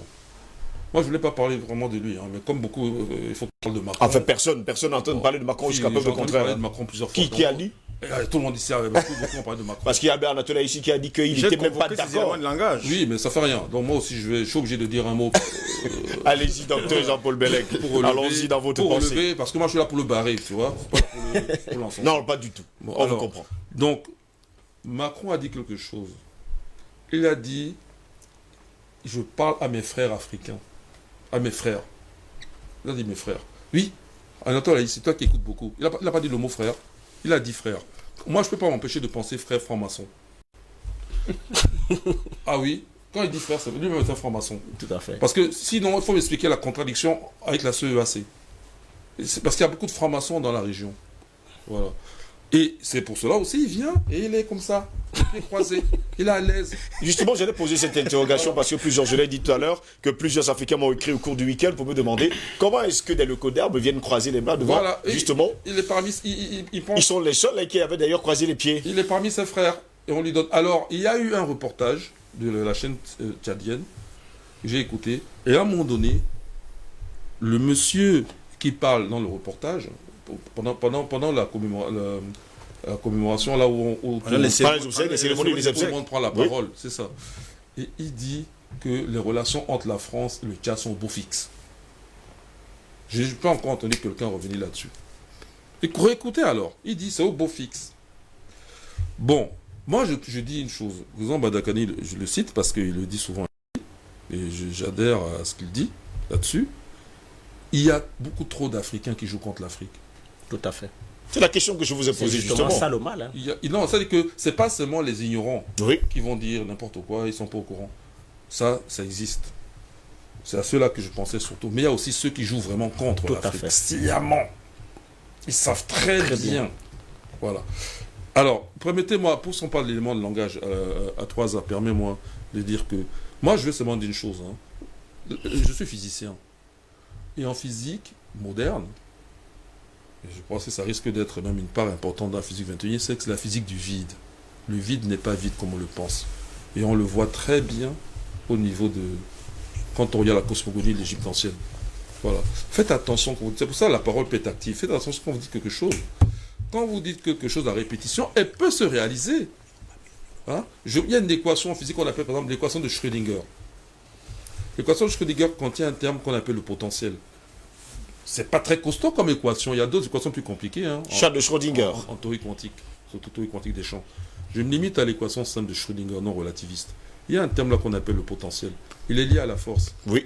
Or, quand vous changez de potentiel, vous changez la solution de l'équation de Schrödinger. Elle aboutit à la fin à quoi? Parce que la solution, c'est la fonction d'onde. Elle aboutit à quoi? À ce qu'on appelle la densité probabilité, donc les probabilités. Ça veut dire que si vous changez ce terme-là, vous changez les probabilités. Il n'y aura pas de probabilité en ce moment-là. L'action ait lieu. Oui. Vous pouvez l'augmenter ou la diminuer. Oui. Donc, attention. Et tout ça, je reviens maintenant à la physique du vide, se passe à travers le vide. Le son, tout ce qu'on dit là, il passe par l'air, oui, mais l'air est dans le vide. Et le vide n'est pas si vide. Il contient beaucoup de potentialités. Voilà. Et c'est ainsi que les Égyptiens expliquent l'apparition de l'être à partir du non-être. Qu'un non-initié appellerait le vide. Oui. Voilà. Donc quand vous dites quelque chose, si, ou alors votre parole ne sert à rien, ou alors elle est active, vous pouvez influencer le cours des événements. Donc à force de répéter que la France a des intérêts, d'abord, concrètement, ça veut dire quoi? Que le jour où nous allons nous réunir, nous Africains, pour définir notre sort, comme le souhaite Simo, fin de la monnaie, CFA, tout ça là, comme tu le souhaites, hein, création d'un marché africain, comme tu le souhaites. En fait, quelque part, tu as le droit de continuer à le souhaiter. Hein. Je dis simplement qu'à force de le souhaiter, peut-être faut maintenant donner quelques éléments pour le réaliser. Parce que ceux qui le réalisent... On le réalise déjà. Hein. On le réalise. Non, les gouvernants. Non, c'est pas le gouvernement qui peut réaliser. On est en train de faire. Bon, ok. En fait, il y a un travail mis en place en tout cas. Je pense qu'en la réalité, Dr Bellec, le vrai travail aujourd'hui consiste à la conscientisation. Vous l'avez dit. Parce que beaucoup aujourd'hui ne comprennent même pas les réalités géopolitiques et géostratégiques que lie l'Afrique avec certaines chances. Messieurs, allons-y rapidement, sortons parce que le standard est ouvert. Dans l'éducation. Bon, je peux parler ou tu veux parler? Bien sûr, vous pouvez parler. Ok, merci. Parce que tu prends la parole, moi je te laisse. Hein. Ne vous inquiétez surtout pas, Dr Jean-Paul Bellec. Non, ça va, ça va. Mais si tu veux me couper mes idées, ça c'est autre chose. Non, alors, du tout. Donc, je disais donc que, à force de dire que la force des intérêts, le jour où même nous allons nous réunir, nous, pour faire comme tout le monde le souhaite, on sera obligé de convoquer la France, puisqu'elle a ses intérêts à défendre. Clair. Et moi, la France n'a rien à faire dans nos affaires. Rien. Elle n'a donc pas d'intérêt. Rien. Arrêtez donc de parler des intérêts français. Clair. On sait très bien que c'est la climatocratie, c'est de l'usurpation, c'est la Le prédation. vol, le pillage. Non, pas parce qu'on parle la langue française. Vous voyez comment je fais? Je parle bassa. Rien ne vous empêche de parler vos langues. Moi, je parle bassa parce que au moins quand je parle bassa, je sais ce que ça veut dire. Je ne fais pas de glissement de langage. Donc arrêtez de parler des intérêts français parce que vous avez l'habitude de dire intérêt. C'est trop facile. Il n'y a pas d'intérêt français en Afrique. Je suis d'accord. C'est de l'usurpation. En ce qui concerne maintenant ce qui se passe au niveau du Tchad, qu'est-ce que nous craignons en réalité? Parce que tout le monde l'a dit, là, par contre, là, on se rejoint tous, Bekima, tout ci. C'est qu'il y a des choses qui se mettaient en place. Effectivement, il faut de la stabilité. Bon, je rejoins tout le monde là. C'est ça que les forces, qu'elles soient françaises ou au-dessus de la France, parce que là, je rejoins Bekima. La France n'est qu'un valet. Un valet, voilà. Ces forces-là, il faut absolument qu'elles mettent un coup d'arrêt à ça. Mais je vais chuter, parce qu'on les a pas. Ils n'y arriveront pas si, en réalité, nous ne le voulons pas. Clair. Voilà. Merci messieurs, n'oubliez surtout pas, maintenant c'est l'heure pour nos téléspectateurs de nous appeler. Le standard est ouvert, ils sont d'ailleurs nombreux à nous appeler depuis un bon bout de temps. Je leur dis justement maintenant que c'est officiel, le standard est ouvert. Et permettez-moi justement de commencer par lire leurs messages, parce qu'ils sont déjà très nombreux à nous avoir écrit, ceux également qui nous envoient justement des vidéos. Je ne pourrai pas tous les avoir, messieurs, je les vérifierai plus tard, vos vidéos que vous nous envoyez. Alors, on me parle de composer, je sais pas ce que je dois composer. Il n'y a pas de voice, je ne prends pas de voice, je prends justement soit les SMS, soit les appels, mais je vous dis déjà d'avance, le standard reste ouvert et le numéro de téléphone s'affiche au bas de vos écrans. Messieurs, permettez-moi, salut Steve, salut tout le panel, Steve Crayon, une association internationale du moins dans les pays du franc CFA, invitons les artistes engagés comme Tiken Jaffa Kole, Fadade et j'en passe. Vous dites que Tiken Jaffa Kole est engagé? Pardonnez-moi. Nous, membres de l'association, ferons une participation financière pour faire des conférences, précéder en tout cas des concerts des artistes engagés, l'organisation du concert suivi. La conférence serait l'œuvre des responsables nationaux. Steve, pardon, ne jette pas cette proposition. C'est Edo qui nous écrit depuis Kapalimo au Togo. On va vous entendre, ne vous inquiétez pas. Au téléphone, ça sonne. Allô, bon après-midi. Allô, bon après-midi. Bonjour, monsieur. Bonjour, comment est-ce qu'on vous appelle? Je m'appelle Diallo Mamadou. Vous nous appelez d'où? Je vous appelle de Luanda, en Angola. En Angola, on vous écoute. Bonjour Steve, bonjour à tout le panel. Un bonjour particulier au doyen Simon. Oui. Je pense que encore l'Afrique vient de perdre un grand homme. Parce que nous minimisons les choses. Le discours que monsieur... Allô? On vous suit. Vous êtes à l'antenne. C'est vous qui avez la parole. Ok. Je tiens à remercier beaucoup monsieur Bellec, puisqu'il est le seul à donner ce qu'il faut faire sur le plateau de feu vert. D'abord, nous, on a commencé par le toit. Nous construisons une case en commençant par le toit, au lieu de commencer par le soubassement. Moi, je dis, dans une émission de feu vert, il ne faut jamais attraper un serpent par la queue. C'est ce que le président Idriss Déby a fait. Il a menacé les intérêts de la France pendant qu'il y a une base militaire de l'armée française chez lui. L'armée française est là pour veiller au grain, pour veiller à la docilité de nos dirigeants. Nous ne pouvons pas parler de franc CFA avec la présence des bases militaires en Afrique. La première des choses, il faut les faire partir d'une manière ou d'une autre. Et si cela n'est pas fait, la deuxième personne qui va parler de franc CFA ira rejoindre M. Déby dans sa tombe. Ça, c'est clair et net. La France ne recule devant rien. Alors, c'est à nous de prendre nos dispositions. Nous parlons. Et ils ne parlent pas, ils agissent. Voilà. Ils ne disent rien, seulement c'est les faits que nous voyons. Nous passons le temps à parler et nous ne faisons rien. C'est ça la différence.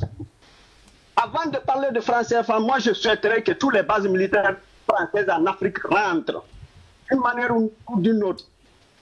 Seule l'Algérie a réussi à faire partir la France. On ne peut pas les faire partir avec les négociations. Impossible. impossible.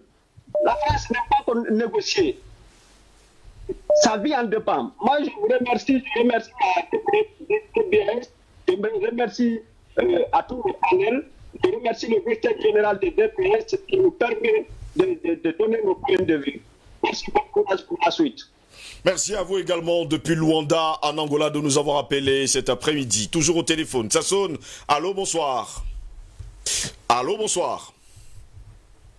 Oui, bonsoir, monsieur Bost. Comment est-ce qu'on vous appelle? Et vous nous appelez d'où? Oui. Je vous appelle du Luxembourg. Luxembourg, on vous écoute.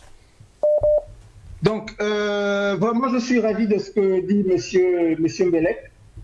Pour une fois, parce que j'écume en fait les plateaux des Africains, du moins des télévisions africaines. C'est la première fois que je tombe sur un discours sur les intérêts et qui met vraiment l'accent sur ce qu'il y a exactement dans le fond. Il n'y a pas, quelqu'un ne peut pas avoir des intérêts chez autrui, ce n'est pas possible. S'il n'y a pas réciprocité, il ne peut pas y avoir d'intérêt, c'est impossible. Alors, nous, on aime toujours, on aime se contorsionner. On est allé à l'école de l'autre, on a parlé comme l'autre. Donc, on se contorsionne. Quand j'entends les gens sur votre plateau dire « Mais c'est normal que tel ou tel fasse ça parce qu'il défend ses intérêts. » Mais on ne peut pas avoir des intérêts chez autrui, c'est impossible. C'est ça que je ne comprends pas. On aime nous contorsionner, c'est incroyable. Quelqu'un qui tue pour soi-disant préserver quelque chose, ce n'est pas des intérêts. S'il tue, il ne le fait pas pour préserver. On ne peut pas parler d'intérêt dans ce cas-là. C'est du vol. Donc, si on veut sensibiliser, il faut parler du vol, parce qu'on ne peut pas avoir la même rhétorique que l'oppresseur. C'est impossible. Donc, si on veut véritablement sensibiliser, il faut dire au fond ce qu'il y a exactement. C'est dire, c'est du vol. C'est du vol et du vol est toujours du vol. Donc, je suis vraiment content et ravi de ce que dit monsieur Mbelek, que je connais d'ailleurs. Hein. Il a été mon prof du temps d'Africa Mat. Il le saura et il le comprendra. Et donc, voilà ce que je voulais un peu dire par rapport à ça. Et nous sommes tous sonnés. Moi, le premier, depuis une semaine, enfin, du moins, depuis que le décès de M. Déby, j'ai même du mal à parler. C'est incroyable. Et on est là à dire non, ce sont des intérêts. Non, il n'y a pas d'intérêt. Merci à vous également de nous avoir appelés cet après-midi. Je rappelle que vous nous appelez depuis le Luxembourg. Bon dimanche à vous, toujours au téléphone. Il faut préciser par ailleurs que ça continue de sonner au téléphone. Bonsoir. Oui, bonsoir Steve Josselin. Je suis Corinne, j'appelle de Montréal. Corinne depuis Montréal au Canada, on vous écoute. Oui, donc merci de me permettre d'intervenir. J'arrive pas à vous joindre sur la ligne directe, donc alors moi je vais encore emboîter le pas au grand docteur Bekima là. J'aime beaucoup ses analyses parce que ça me fait toujours sourire. Ben écoutez, moi pour aller dans le même sens que lui et pour compléter, justement avec tous les éléments que docteur Bekima cite, les enjeux du franc CFA, le fait que le Tchad constitue une digue sécuritaire pour le Cameroun. Donc, la présence du petit gamin de Macron, là, sa présence dans le fond, c'est pour passer le message aux autres chefs de l'État de la sous-région, comme quoi, sachez que je suis au corps à corps avec le nouveau dirigeant, c'est-à-dire le fils d'Idriss Déby. Il faut qu'on sache déjà d'ores et déjà que bien que c'est la France qui soit derrière le décès d'Idriss Déby, mais la France jusqu'à présent ne contrôle pas la situation. Donc, quand le petit président français vient, il vient mettre la pression au fils d'Idriss Déby, le jeune Mahamat. Il vient lui mettre la pression et on lui rappelle, un peu comme dans le cas avec la Côte d'Ivoire, Ouattara et puis Soro Guillaume. Soro Guillaume, c'était toujours une sorte de petit caillou qu'on met dans les pieds de Ouattara pour lui rappeler qu'arrange-toi était toujours droit. Donc, à Mahamat, quand la France arrive, c'est pour lui dire, bon, mon cher ami Mahamat, tu as intérêt à faire comme nous on veut, sinon il y a l'autre Mahamat, là, le ministre de la Défense, qui va te mettre au pas. Donc maintenant, l'enjeu aujourd'hui, c'est de se dire, est-ce que le fils d'Idriss Déby a vraiment reçu la formation de son père? Est-ce qu'il a porté le vêtement du Idriss Déby II? Ça, ce sont ces enjeux qu'on va essayer d'analyser, enfin, du moins, ce sont des aspects que c'est avec le temps qu'on verra si le fils Déby a vraiment compris les enjeux ou pas. Donc, moi, je vais m'arrêter ici et puis je suis l'émission. Merci beaucoup, Steve. Merci à vous, Corinne, de nous avoir appelés. Je rappelle que vous nous appelez depuis Montréal, aux États, au Canada précisément. Toujours au téléphone. Allô, bonsoir. Oui, bonsoir. Comment est-ce qu'on vous appelle? Je m'appelle Dieudonné depuis Manchester en Angleterre. Manchester en Angleterre, on vous écoute. En fait, moi, mon petit souci que moi j'ai, je me demande comment est-ce que le grand Déby a été tué là quand on n'a pas pu faire quelque chose. C'est une question que je n'arrive pas à comprendre. Le président de comment il a pu, c'est-à-dire que se livrer aussi, c'est-à-dire que l'argent. On a des sérieux problèmes avec cet appelant. Hein. Allons-y, on vous écoute. Vous m'entendez? Oui, on vous entend. Allons-y. Ok, ce que je disais, c'est que je ne comprends pas comment est-ce qu'on a pu laisser le président Déby mourir encore comme les un Africain commence à parler comme Idriss Déby. On savait très bien que la France n'allait pas le lâcher. Il n'allait pas le lâcher. Maintenant, là, le président Déby est aussi parti. Maintenant, le reste des présidents qui sont restés là, ils vont maintenant se renfermer encore parler de peur que la France va revenir, c'est-à-dire que tirer sur eux. Le président Déby ne pouvait pas encore mourir. Comment est-ce que ça a été possible? C'est-à-dire, puisque quand je regarde cette image, je me demande comment est-ce que ça a été possible que ça se passe comme ça en Afrique. Un Africain qui tue un autre Africain par de la France, comme le professeur, on ne doit pas parler de ça. Mais pourquoi est-ce qu'un Africain doit tuer son propre frère? Pourquoi est-ce qu'on fait toujours les gens nous demandent de faire? Ici, là, tu ne peux pas dire ici à ton frère blanc. On a quelques petits problèmes avec cet appelant. On va en prendre un autre rapidement. Au téléphone, ça sonne. Allô, bonsoir.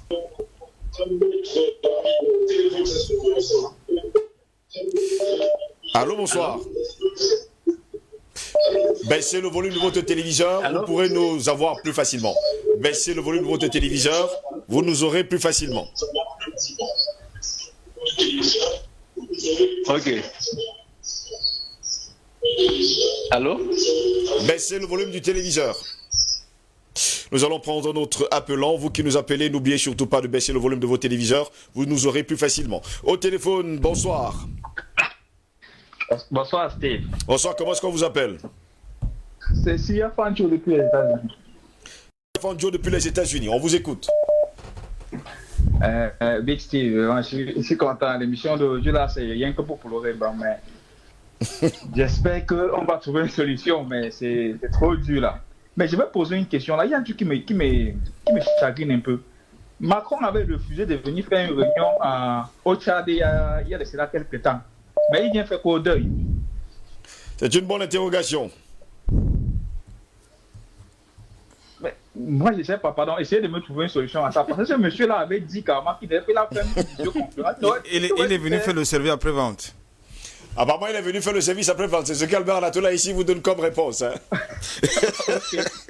Bonne soirée à vous. Merci à vous également depuis les États-Unis. Toujours au téléphone, ça n'arrête pas de sonner. Ils sont très nombreux à nous appeler d'ailleurs cet après-midi. Nous allons prendre un autre appelant. Au téléphone, bonsoir. Allô, bonsoir. Allô, bonsoir. Cet appelant a des problèmes à nous avoir. Allons chercher un autre. Toujours au téléphone. Allô, bonsoir. Oui, bonsoir, monsieur Steve. Bonsoir, comment est-ce qu'on vous appelle? Oui, c'est Grace, j'appelle du Togo. Grace depuis le Togo, on vous écoute. Oui, moi je crois que l'Afrique a des problèmes. Il faut que nos chefs dirigeants africains revoient leur politique. Parce que la France ne parle pas, mais elle agit. Donc il faut que nos dirigeants cessent de parler de leur plan ou bien de leur stratégie sur les antennes. Il faut qu'ils passent à l'action. Je vois que c'est ça la meilleure solution. Tout dernièrement, vous avez bien suivi le message ou bien le discours du président de Feu lors de sa dernière campagne. Donc, il est contre la France dans tout ce qu'elle fait en Afrique. Donc, voilà là où nous sommes actuellement. Donc, il faut que les Africains, nos dirigeants, revoient leur politique. Franchement, on en a marre. Merci pour tout ce que vous faites pour le continent. Dieu va nous aider quand même. Merci beaucoup à vous, Merci. Grâce. Grâce depuis le Togo qui nous appelait à l'instant. Pour elle, il faudrait que les Africains arrêtent de parler, mais surtout, il faut agir. Toujours au téléphone, ça sonne. Allô, bonsoir. Allô, bonsoir. Ouais, bonsoir. Comment est-ce qu'on vous appelle? Ouais, bonsoir, Steve. Bonsoir. Comment est-ce qu'on vous appelle? Ouais, c'est Kossi, depuis les États-Unis. Kossi, depuis les États-Unis. On vous écoute. Ouais, c'est pour intervenir. Vous êtes déjà à l'antenne. On est avec vous, très cher frère. Ok. J'aimerais dire, en ce qui concerne le problème du Tchad,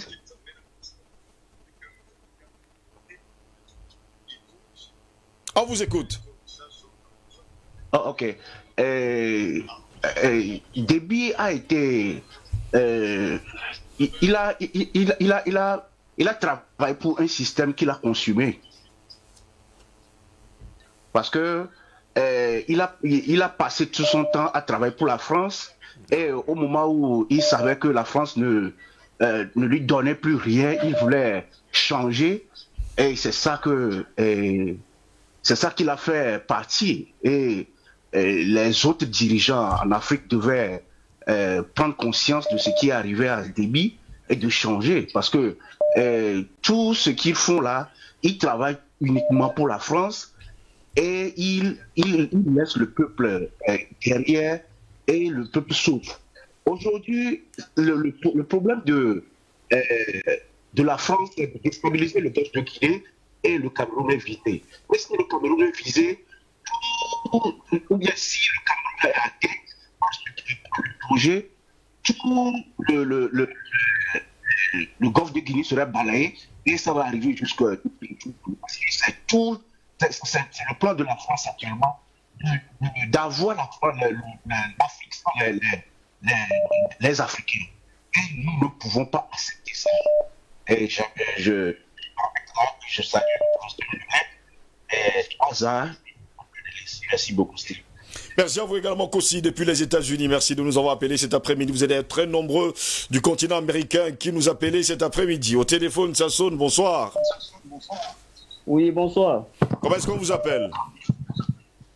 Je suis Idriss Saleh Abdraman. Je suis étudiant de nationalité tchadienne, résident ici au Cameroun. On vous écoute.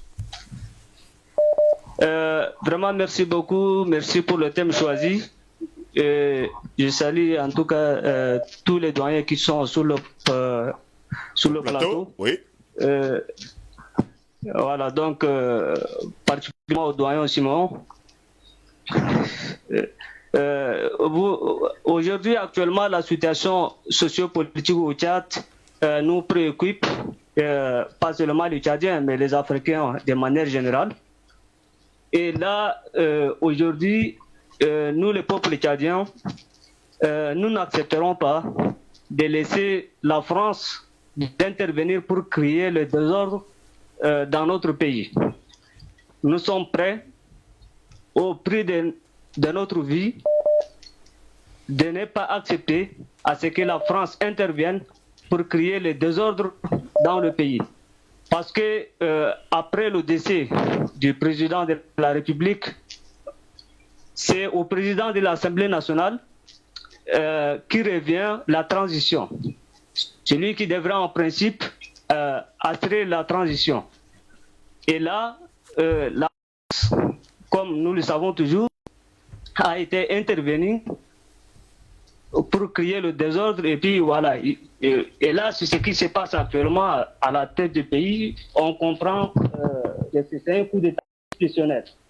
Parce que pour qu'il y ait le dialogue, la paix et la stabilité dans le pays, il faut revenir à l'ordre constitutionnel. Un retour impératif à l'ordre constitutionnel s'impose. Voilà, donc il faut que les pays africains et le peuple africain, il faut qu'ils restent debout, voilà, pour dire non à la France, parce que la présence même de l'Afrique dans les pays africains ne nous avantage pas. Ils sont là pour leurs intérêts, et la France, il faut le comprendre, c'est un pays terroriste, c'est un pays criminel. Hein? Un pays comme la France, en tant que modèle de la démocratie, en principe, elle devrait intervenir pour rassembler les Tchadiens, que ce soit de la société civile, de l'opposition démocratique et même les politico-militaires autour d'une table républicaine pour trouver une issue politique. Nous sommes tout à fait d'accord. Mais aujourd'hui, ce qui se passe actuellement au Tchad, il faut que le monde entier soit témoin de ce qui se passe actuellement au Tchad. Nous n'accepterons jamais cette injustice qui se passe actuellement au Tchad. Parce que le Tchad ne peut pas continuer à être un modèle, de la sécurité internationale.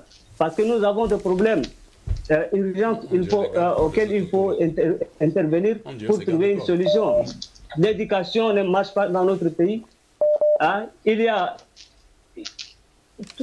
ne marche dans ce pays. Rien ne marche dans ce pays. Et là, nous n'accepterons pas. Il faut que nous, les peuples tchadiens, nous sommes derrière l'opposition démocratique et la société civile afin que nous allons organiser pour la première fois dans l'histoire de notre pays des élections libres et transparentes. Merci beaucoup. Merci beaucoup de nous avoir appelés. Mais apparemment, on a l'impression que justement, vous êtes justement de la société civile, vous n'êtes pas étudiant, vous êtes également homme politique, qui nous appelait d'ailleurs cet après-midi pour nous faire comprendre que pour vous, il faudrait que l'opposition prenne le pouvoir et vous êtes justement derrière la société civile. On vous comprend parfaitement. Encore 5 minutes et nous allons continuer le débat. Allô, bonsoir. Allô, bonsoir. Comment est-ce qu'on vous appelle? Oui, allô? Bonsoir, on vous écoute. Oui, bonjour, monsieur, comment vous allez? Nous allons très bien. Vous, comment est-ce qu'on vous appelle? C'est Amadou Siressi là, je vous appelle depuis le Sénégal. On vous écoute depuis le Sénégal. Ok, ça fait un plaisir d'intégrer ce débat-là. Donc, depuis un certain temps, je vous suis sur Internet, mais vous menez des débats très intéressants sur le panafricanisme, surtout sur les questions liées à la France-Afrique. Et j'aimerais vous remercier et vous dire que vous êtes sur la bonne voie d'éveil, d'alerte pour la jeunesse africaine. Il ne faut pas du tout arrêter d'alerter et d'éveiller. Parce que c'est le moment, nous sommes sur la bonne voie et nous sommes sur la marche. Si on s'arrête, la France va gagner. Mais si on continue avec cette génération, avec la nouvelle technologie, c'est sûr et certain, demain l'Afrique se révélera et que nous allons être indépendants. Nous allons être indépendants dans tous les domaines, sur tous les domaines, sur le domaine financier, sur le domaine minier, sur beaucoup de domaines. J'ai été tellement, étonné, ébahi. Quand j'ai entendu Albert Yuma, c'est pas le PDG de GK1000 au Congo, disant que donc les mines ou bien n'appartenaient pas à l'État congolais et que ces mines-là se trouvent sur le sous-sol du Congo et que ces mines appartenaient à des firmes multinationales et que l'État du Congo, la population congolaise ne bénéficiait pas des retombées de ces richesses. Comment on peut imaginer ça? Comment on peut l'imaginer? Ça c'est tellement, comment dirais-je, c'est tellement un hécatombe. Depuis ce jour-là, moi, je ne parviens pas à comprendre, vous qui êtes sur le plateau, est-ce qu'après vous pouvez m'éclaircir les mines que nous avons sur nos sous-sols ne nous appartiennent pas à nous, Africains, et nous n'en pouvons pas en bénéficier. Cette question-là, je vous la pose pour les panélistes qui sont autour de la table. Merci à vous de nous avoir appelés. Merci de nous avoir appelés. Et surtout, bon dimanche à vous, messieurs. Nous allons fermer le standard pour un instant. Nous sommes nombreux à nous appeler cet après-midi, mais le temps nous est imparti. Plus que 15 minutes pour sortir de cette édition de Feu Vert. Oui, vous l'avez bien compris, vous qui êtes à la maison. Le temps passe très vite, même très très vite. On a l'impression que sur ce plateau, le temps, eh bien, il est plutôt hier, il n'est pas aujourd'hui. Albert Anatola ici, il y a d'ailleurs une de nos téléspectatrices qui nous a appelé pour nous dire que, eh bien, Emmanuel Macron est arrivé du côté de N'Djamena vendredi dernier. C'était justement pour mettre la pression sur Mahamat Idriss Déby. Qu'est-ce qu'on fait quand on sait que la France veut mettre justement la pression sur ce jeune militaire, aujourd'hui qui a pris le pouvoir et qui a âgé de 37 ans? Déjà, je voudrais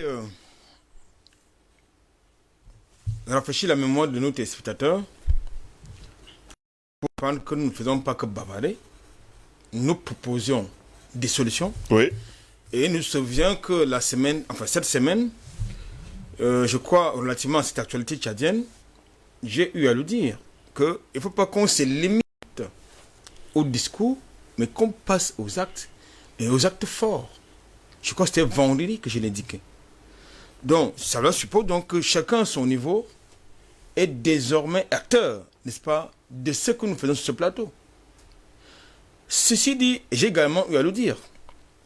Je crois dans le cadre de notre tribune, dans le cadre de cette tribune, de cette télévision, j'ai eu à vous faire comprendre qu'en fait, la France est dans son rôle de pilleur, dans son rôle de voleur, dans son rôle de désinformateur, de manipulateur, puisque nous avons fait une émission sur la mafia. On en a parlé justement sur ce plateau. Par rapport justement à la sortie du fameux livre de monsieur Vincent Hugo, j'ai eu à le dire dans le cadre de cette tribune, c'est-à-dire que la France est véritablement dans son maintenant. Ce qui est intéressant, c'est notre posture. Quelle est notre réaction? Qu'est-ce que nous disons, nous, en tant qu'Africains? Ce qui s'est passé en N'Djamena, moi, je vous l'ai dit, je suis scandalisé. Que M. Macron arrive, on lui donne la parole à ce monsieur, il devrait se taire. On ne devait même pas lui donner la parole. Le protocole devait le sanctionner. Parce qu'il joue double jeu comme d'habitude.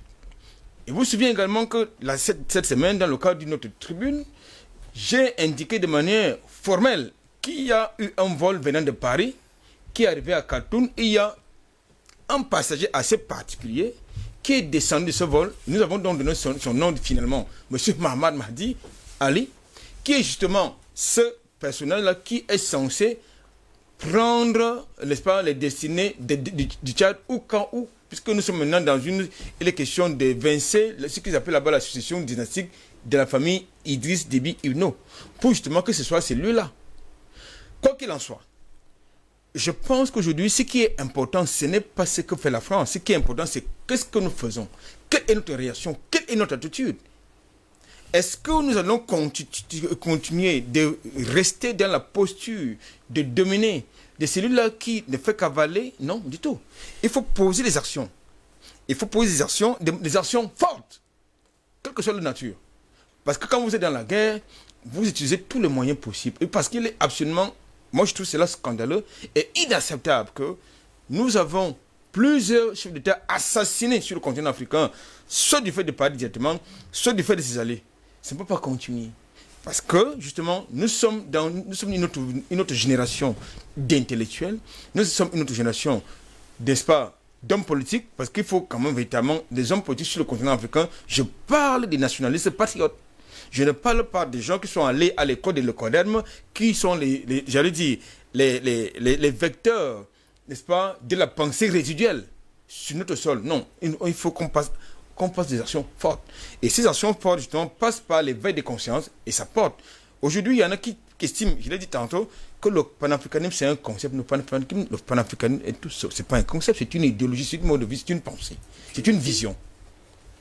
Donc, alors, s'ils ont échoué dans leur façon de comprendre ces choses-là, ça, c'est leur problème, c'est leur responsabilité.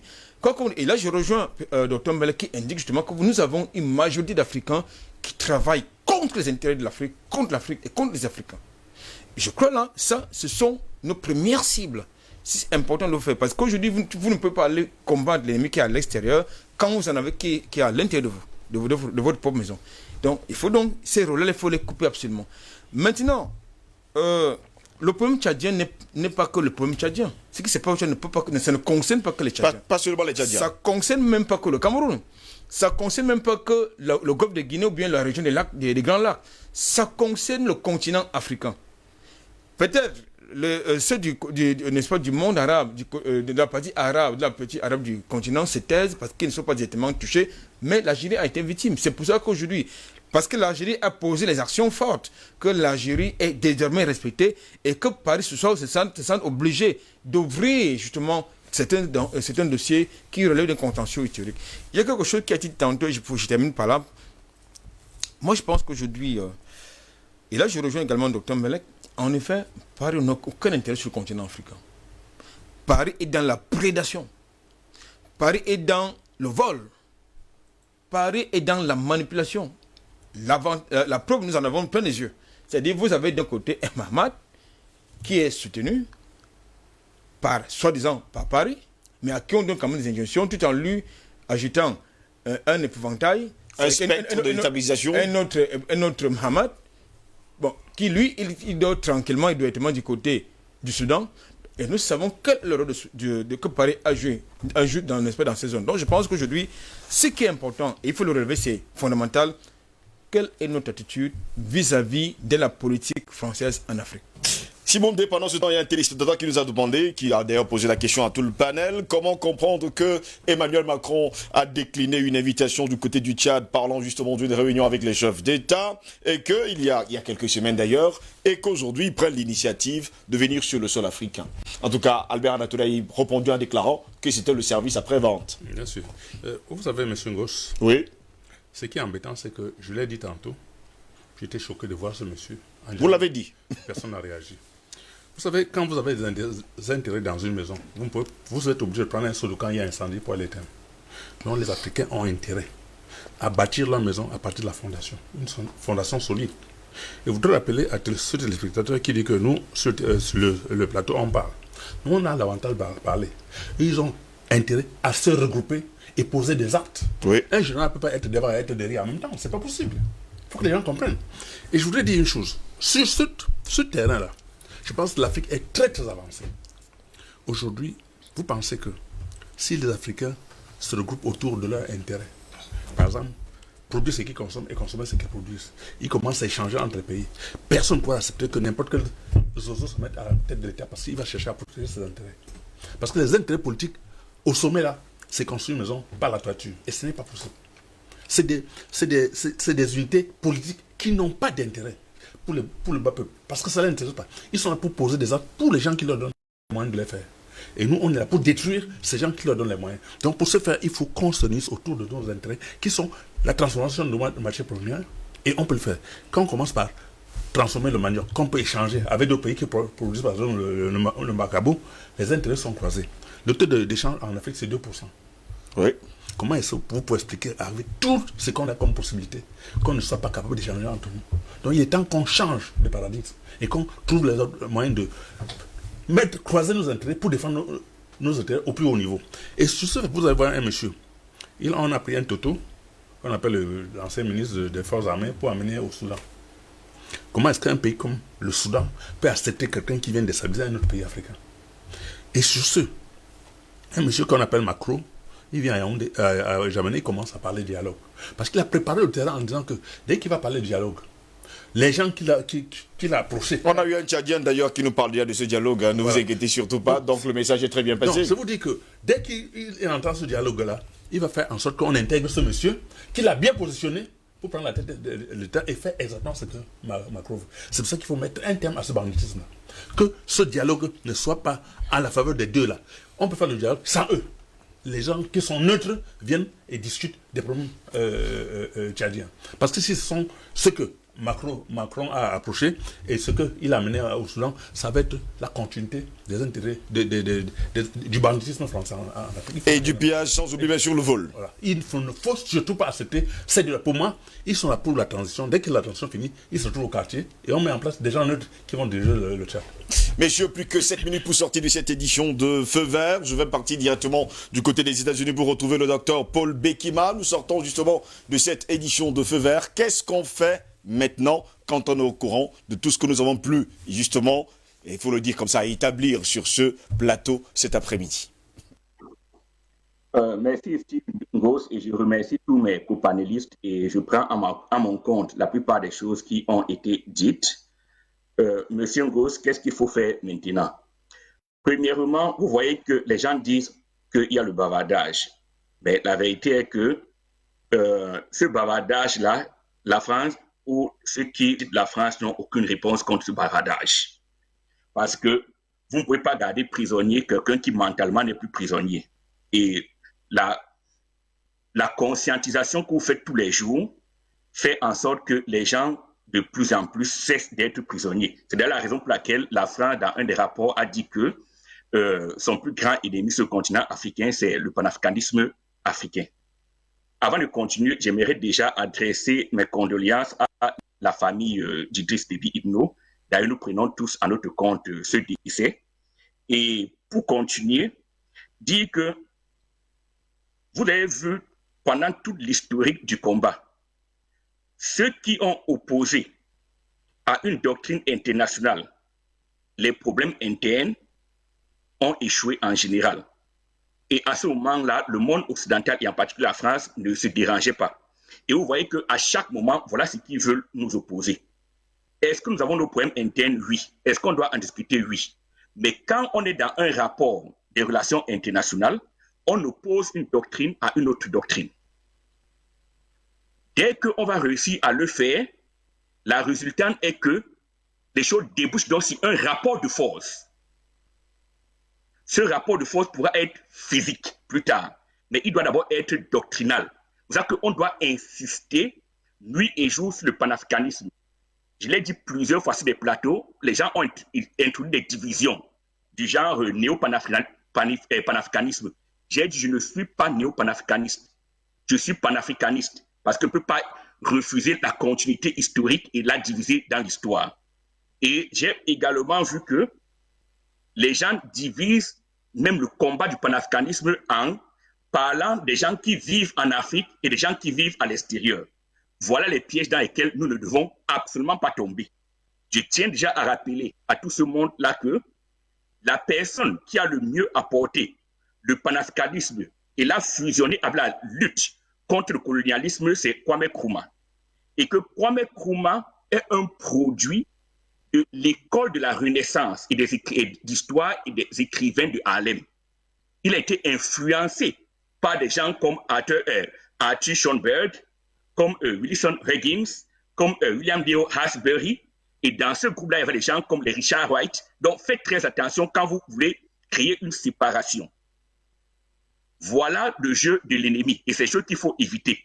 Et pour finir, nous devons braquer notre œil sur le Gabon à l'heure qu'il est, parce que c'est le prochain dans l'œil du cyclone. Mais le panafricanisme va ultimement détruire ce colonialisme. Donc voilà. Précisez par ailleurs que de ce côté-là, à 14h, il était 9h du matin. Et surtout d'avoir pris le temps d'être avec nous au cours de cette édition de Feu Vert. Docteur Jean-Paul Bellet, pour sortir votre mot de fin. Oui, donc j'avais salué personne. Donc bien sûr, bonjour à tous mes compagnons, en particulier au docteur Paul Bekima, oui. Équipe technique, téléspectateurs d'IBS, de Feu Vert. Mais ce qui est dit par Paul Bekima est juste, je pense que ça a déjà été dit ici, à savoir, mais bon, le président Badakani, lui aussi, parfois, il parle de néo-panafricanisme. Sur ce point, je ne partage pas, pour les raisons que Paul Bekima a dit, parce que c'est une donnée historique. Et au XIXe siècle, le panafricanisme commence dans la diaspora, avec les gens comme Blyden. Oui. Nous sommes là dans les Antilles britanniques. Voilà. Donc c'est même la diaspora qui commence à parler du panafricanisme. Et nous sommes dans la continuité historique. Donc là, je ne vais pas répéter ce qu'il a dit. Alors, néo-panafricanisme, moi, je n'accepte pas. Par contre, là, j'insiste dessus. Que vous n'accepterez jamais le néo-panafricanisme, jamais de la vie. Non, je n'accepte pas de panafricanisme autre que de souche africaine. Ah, d'accord. C'est-à-dire que pour être panafricaniste, il faut d'abord africain ou d'ascendance africaine. un Antillais, un Africain américain, un Brésilien d'ascendance africaine, un Africain du continent, ça c'est panafricain. Mais me dire qu'un Européen et panafricaniste, de souche est panafricaniste, je suis pas d'accord. il met Néo pour s'intégrer dedans. Je dis non. Ça c'est l'usurpation de titre. C'est un banditisme. C'est du banditisme. Non, je dis non. Merci beaucoup, docteur. Alors donc, oui, voilà, allez-y. Idriss Déby, il y a une interview, je cherchais, j'ai pas trouvé. Éclairer. Est-ce que c'est une équipe d'une télévision panafricaine qui l'interviewe à ce moment-là? Ou alors, est-ce que c'est des gens français, TV5, Monde et autres, je ne sais plus très bien. Mais, dans cette interview-là, il dit bien et nettement que la présence militaire française au Tchad est illégale et n'a pas de statut juridique. Il le dit. Vous pouvez vérifier. Non, on a les vidéos, ne vous inquiétez surtout pas pour ça. Donc, moi, je dis ceci. Les enjeux, quels sont les enjeux? Beaucoup de gens parlent, donc même le jeune Kenya là, qui est là devant moi, qui n'a certainement pas les rapports de la BEAC, mais il parle d'intuition. Ça se rejoint, hein, mais sauf que moi j'ai les éléments. On termine. Hein. Pour moi, c'est pas l'intuition. Dans les comptes de la BEAC, quand vous les suivez, je les ai de 2009 jusqu'à 2020, le processus de création de la monnaie est déjà en cours. Et les gens comme Déby sont dans le business plan. Autre chose. Donc, j'espère que c'est ça, justement, c'est d'où l'enjeu, il ne faut pas que ça s'arrête. Oui. D'où la stabilité, là. Ok, bon, autre chose, je chute là-dessus cette fois, c'est que on a tendance à minimiser le rôle du Cameroun. Peut-être que je n'ai pas intérêt à y insister, vu que les ennemis, mais je pense que c'est même pas la peine, ils savent déjà. Le Tchad a un pouvoir, certes militaire, parce qu'ils ont l'expérience dans l'art de la guerre. Nous savons, nous le reconnaissons. La Guinée équatoriale est un tout petit pays. L'État qui compte ici, le verrou à ne pas faire tomber en CIMAC, c'est le Cameroun. Ouais, il faut bien le savoir. Eh bien, vous êtes d'accord, hein, vous êtes sur le même La discrétion du président du Cameroun, la discrétion du président du Cameroun ne fait que nous montrer que nous avons un espoir politique dont tous ses pairs, y compris le... Merci beaucoup, hein, docteur Jean-Paul Bellec, d'avoir été là cet après-midi. Simon D, merci à vous également d'avoir été là cet après-midi. Je n'ai pas donné mon point de vue dessus. Je suis en partie de droite à gauche. Hein. Sauf si vous voulez insister que je C'est important de parler, tu devrais l'apprendre. C'est pas la parole. Simon D, oui, vous avez votre mot de fin. Dit qu'il ne faudrait pas que les Africains retournent vers quelque chose qui les a brisés. Et aujourd'hui, nous nous rendons compte que dans tous les précarés français, la période électorale est bien calculée. C'est-à-dire qu'on se trouve dans les mêmes périodes. Là où ils prennent les serments, où on fait des trucs pour pouvoir tenir ces gens-là et savoir qu'il ne faut pas avoir une cassure entre les relations entre la Franc-Afrique et le continent africain. Donc il faut mettre un terme à cette histoire, casser tout ça et que les Africains se mettent ensemble pour se constituer, parce qu'on nous a constitués, on ne sait pas constituer. Merci beaucoup, Simon D.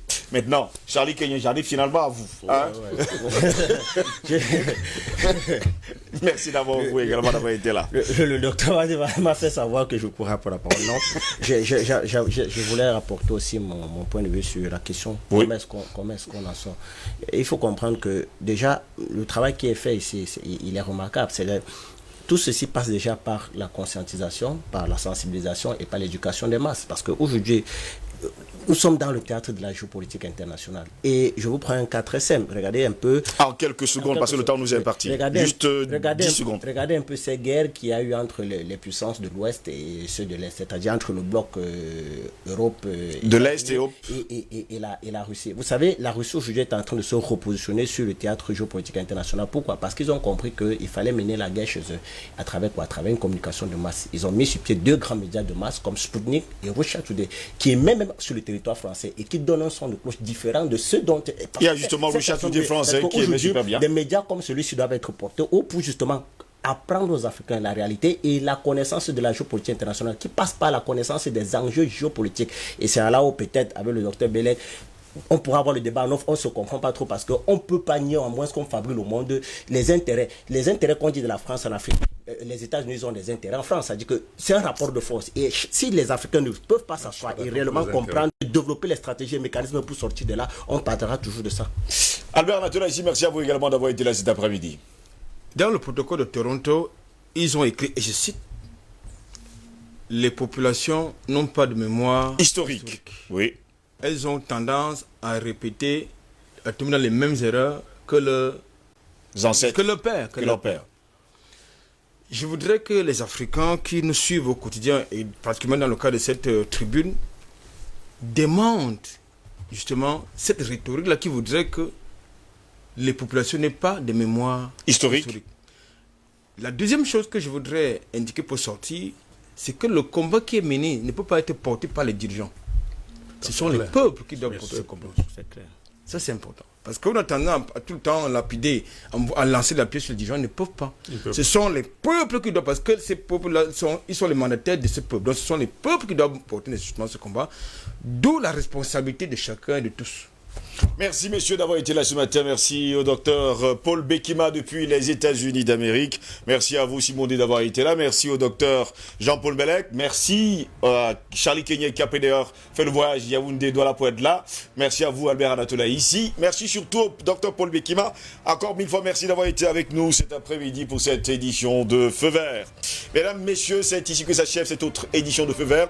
Au plaisir de vous retrouver dans le cadre de DBS. N'oubliez surtout pas, l'hypocrisie est seulement l'hommage à l'intérêt. L'hypocrisie est un vice privilégié qui jouit en repos d'une impunité souveraine. Il faut donc supprimer de toute notre vie l'hypocrisie et la simulation. Bon dimanche à toutes et à tous et à demain, s'il plaît à Dieu. Au revoir.